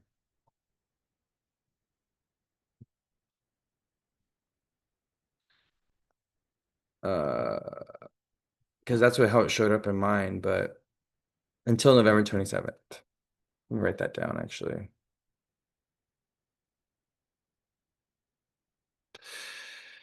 So yeah, Saturn retrograde, more focus, more discipline, more structure, more truth. Having to go back to the drawing board, you know. It's also really interesting because Saturn goes retrograde in the middle of his of lunations that he rules, right? So Saturn retrograde in Aries happening after full moon in Capricorn, and then we have a full moon in Aquarius that'll be happening during Leo season. That will also be ruled by Saturn, who is now retrograde. So there's something around like a down that I'm getting with Saturn in retrograde because Saturn's going to go back to Pisces. Um, he's gonna go back into Pisces. He's gonna finish up in Pisces, and he's gonna go back into Aries next year, where he's going to be at for the next 2 years permanently, right? Not permanently, but he's gonna be at the next 2 years solidly. So, I'm thinking about Saturn retrograde in Aries, kind of like being a little bit of a karmic clearing. Yeah, yeah, being like a little bit of like a karmic clearing with things, and it's a little bit of an initiation though. It's a little bit of an initiation because it's our first Saturn retrograde in Aries. Saturn just dipped his toes into Aries. Like he only went what, like 1 degree, 2 degrees of Aries. Yeah, he only yeah, he only went to 1 degree of Aries. Like he just like was like, oh, let me see how the lava is. Like he just dipped his toe. Okay, well, we'll be back to that, right? So, but I think the Saturn retrograde in Aries, it's more about the Saturn and Pisces people wrapping things up, like them wrapping up their Saturn return. Like, even though for most of the Saturn and Pisces people that have it, most people that were going through their Saturn return, they have natal Saturn and Pisces, or the ones that were going through a Saturn square opposition. If you have Saturn in Gemini, Virgo, or Sag, I have Saturn in Sag like myself, so I was going through a Saturn square with Saturn in Pisces squaring my natal Saturn and Sag. There was like some narratives being wrapped up with this Saturn in retrograde. The Saturn retrograde for immutable signs, Pisces, Virgo, Gemini, Sag.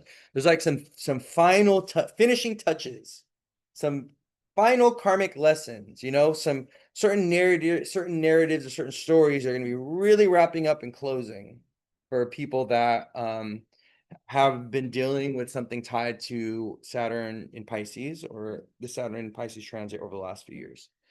Okay, but yeah, Saturn in Aries is gonna be going retrograde. Saturn's going retrograde in Aries.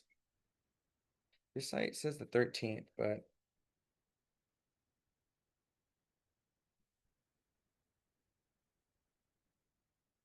this site says the 12th, but it's showing up on the 13th for me. Maybe if I go by, I guess it depends on what part of the world you're in, maybe. Because I'm not seeing Saturn retrograde on the 12th at all. Maybe it just depends on what part of the world you're in.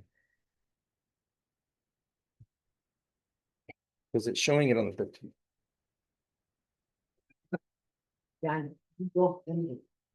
Yep, Saturn will be coming back into our Pisces rising, yeah, for a little bit because he's gonna go into the last degrees of Pisces. I think he goes all the way back to 27 at Pisces before he goes direct again and will ingress into Aries by next year, early next year.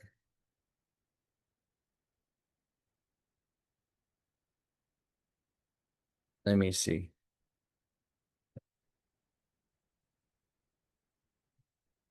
I'm seeing Saturn at 26. Oh, maybe it's 26.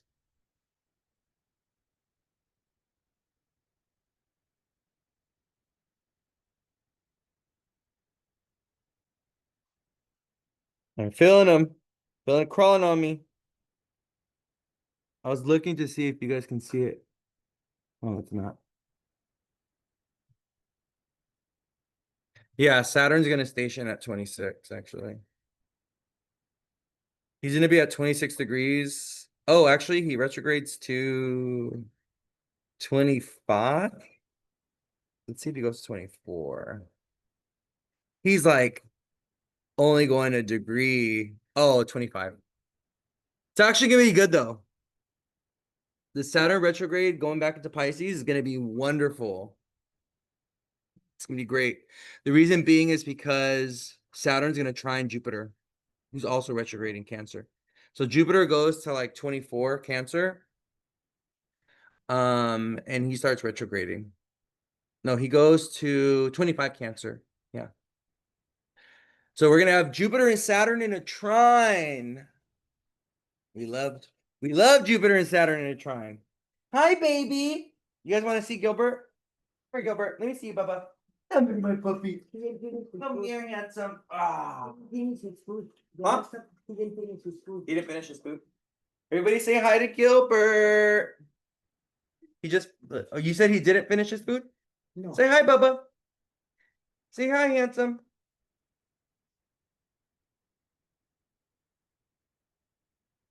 Mwah, mwah, mwah. Okay, we'll put him down. He just finished eating. Ah, you little Bubba. How's it going, handsome, huh? Such a cutie. Little panda. He ate. That's why he's in a good mood right now. Hi, Gilly the kid. I like that. Someone said, "Hi, Gilbert. Hi, Gilly the kid." How will this feel for people with Saturn retrograde in their chart? This will feel like it'll feel like you're putting the finishing touches on things.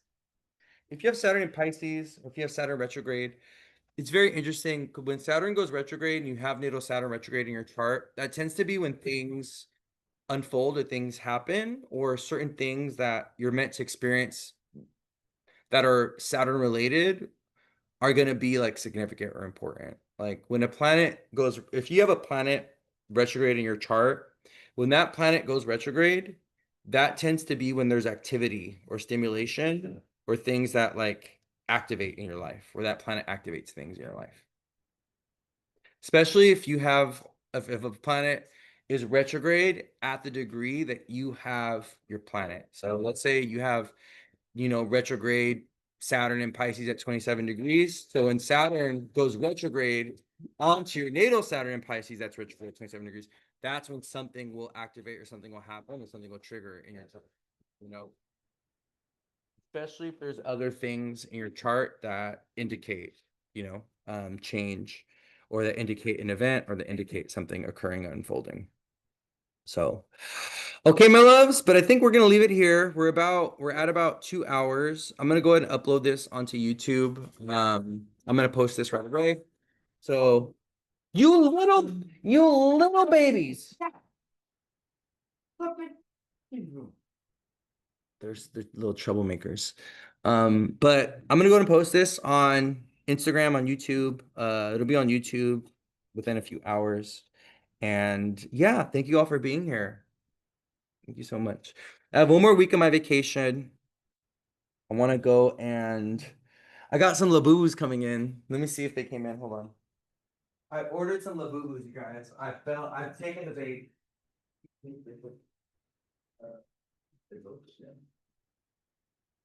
So I don't know if should I do a Labubu unboxing?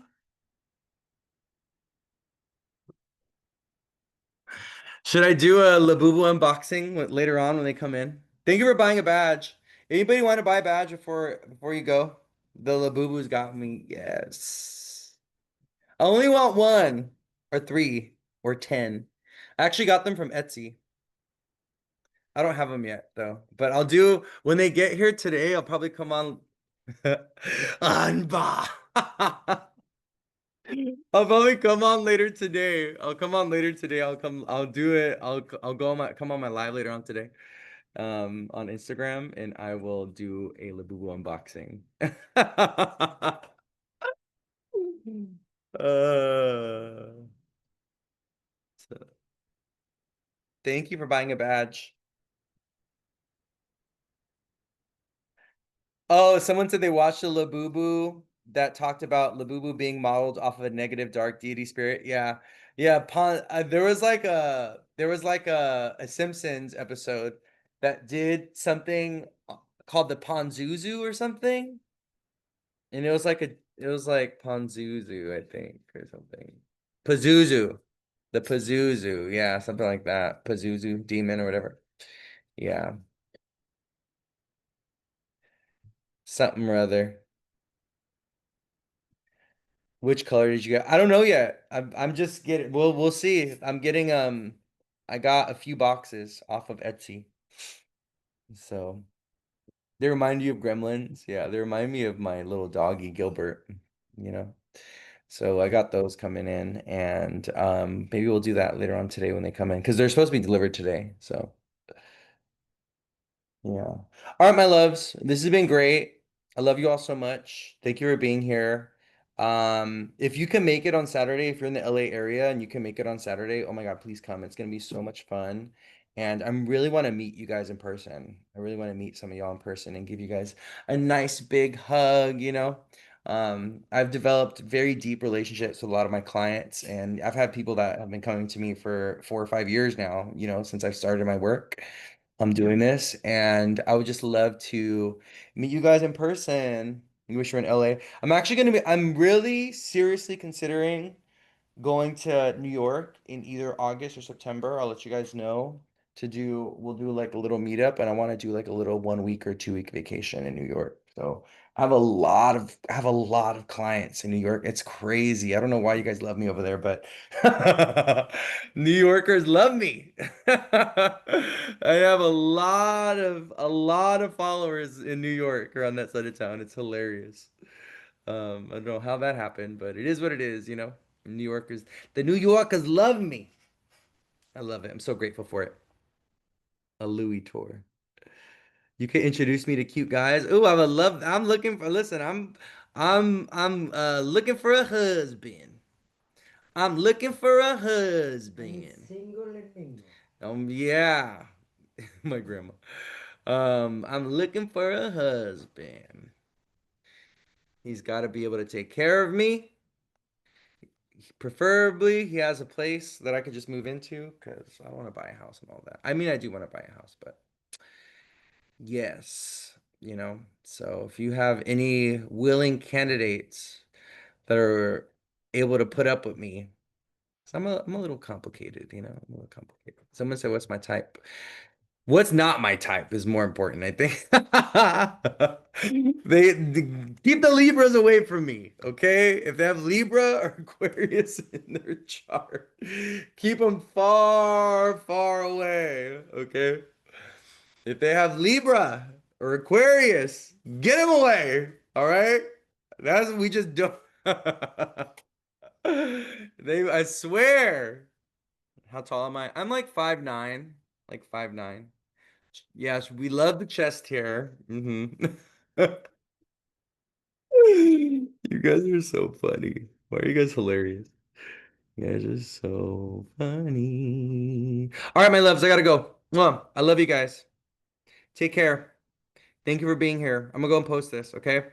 I'll see y'all around. I'll see you on the flip side. Okay. Mwah. Bye.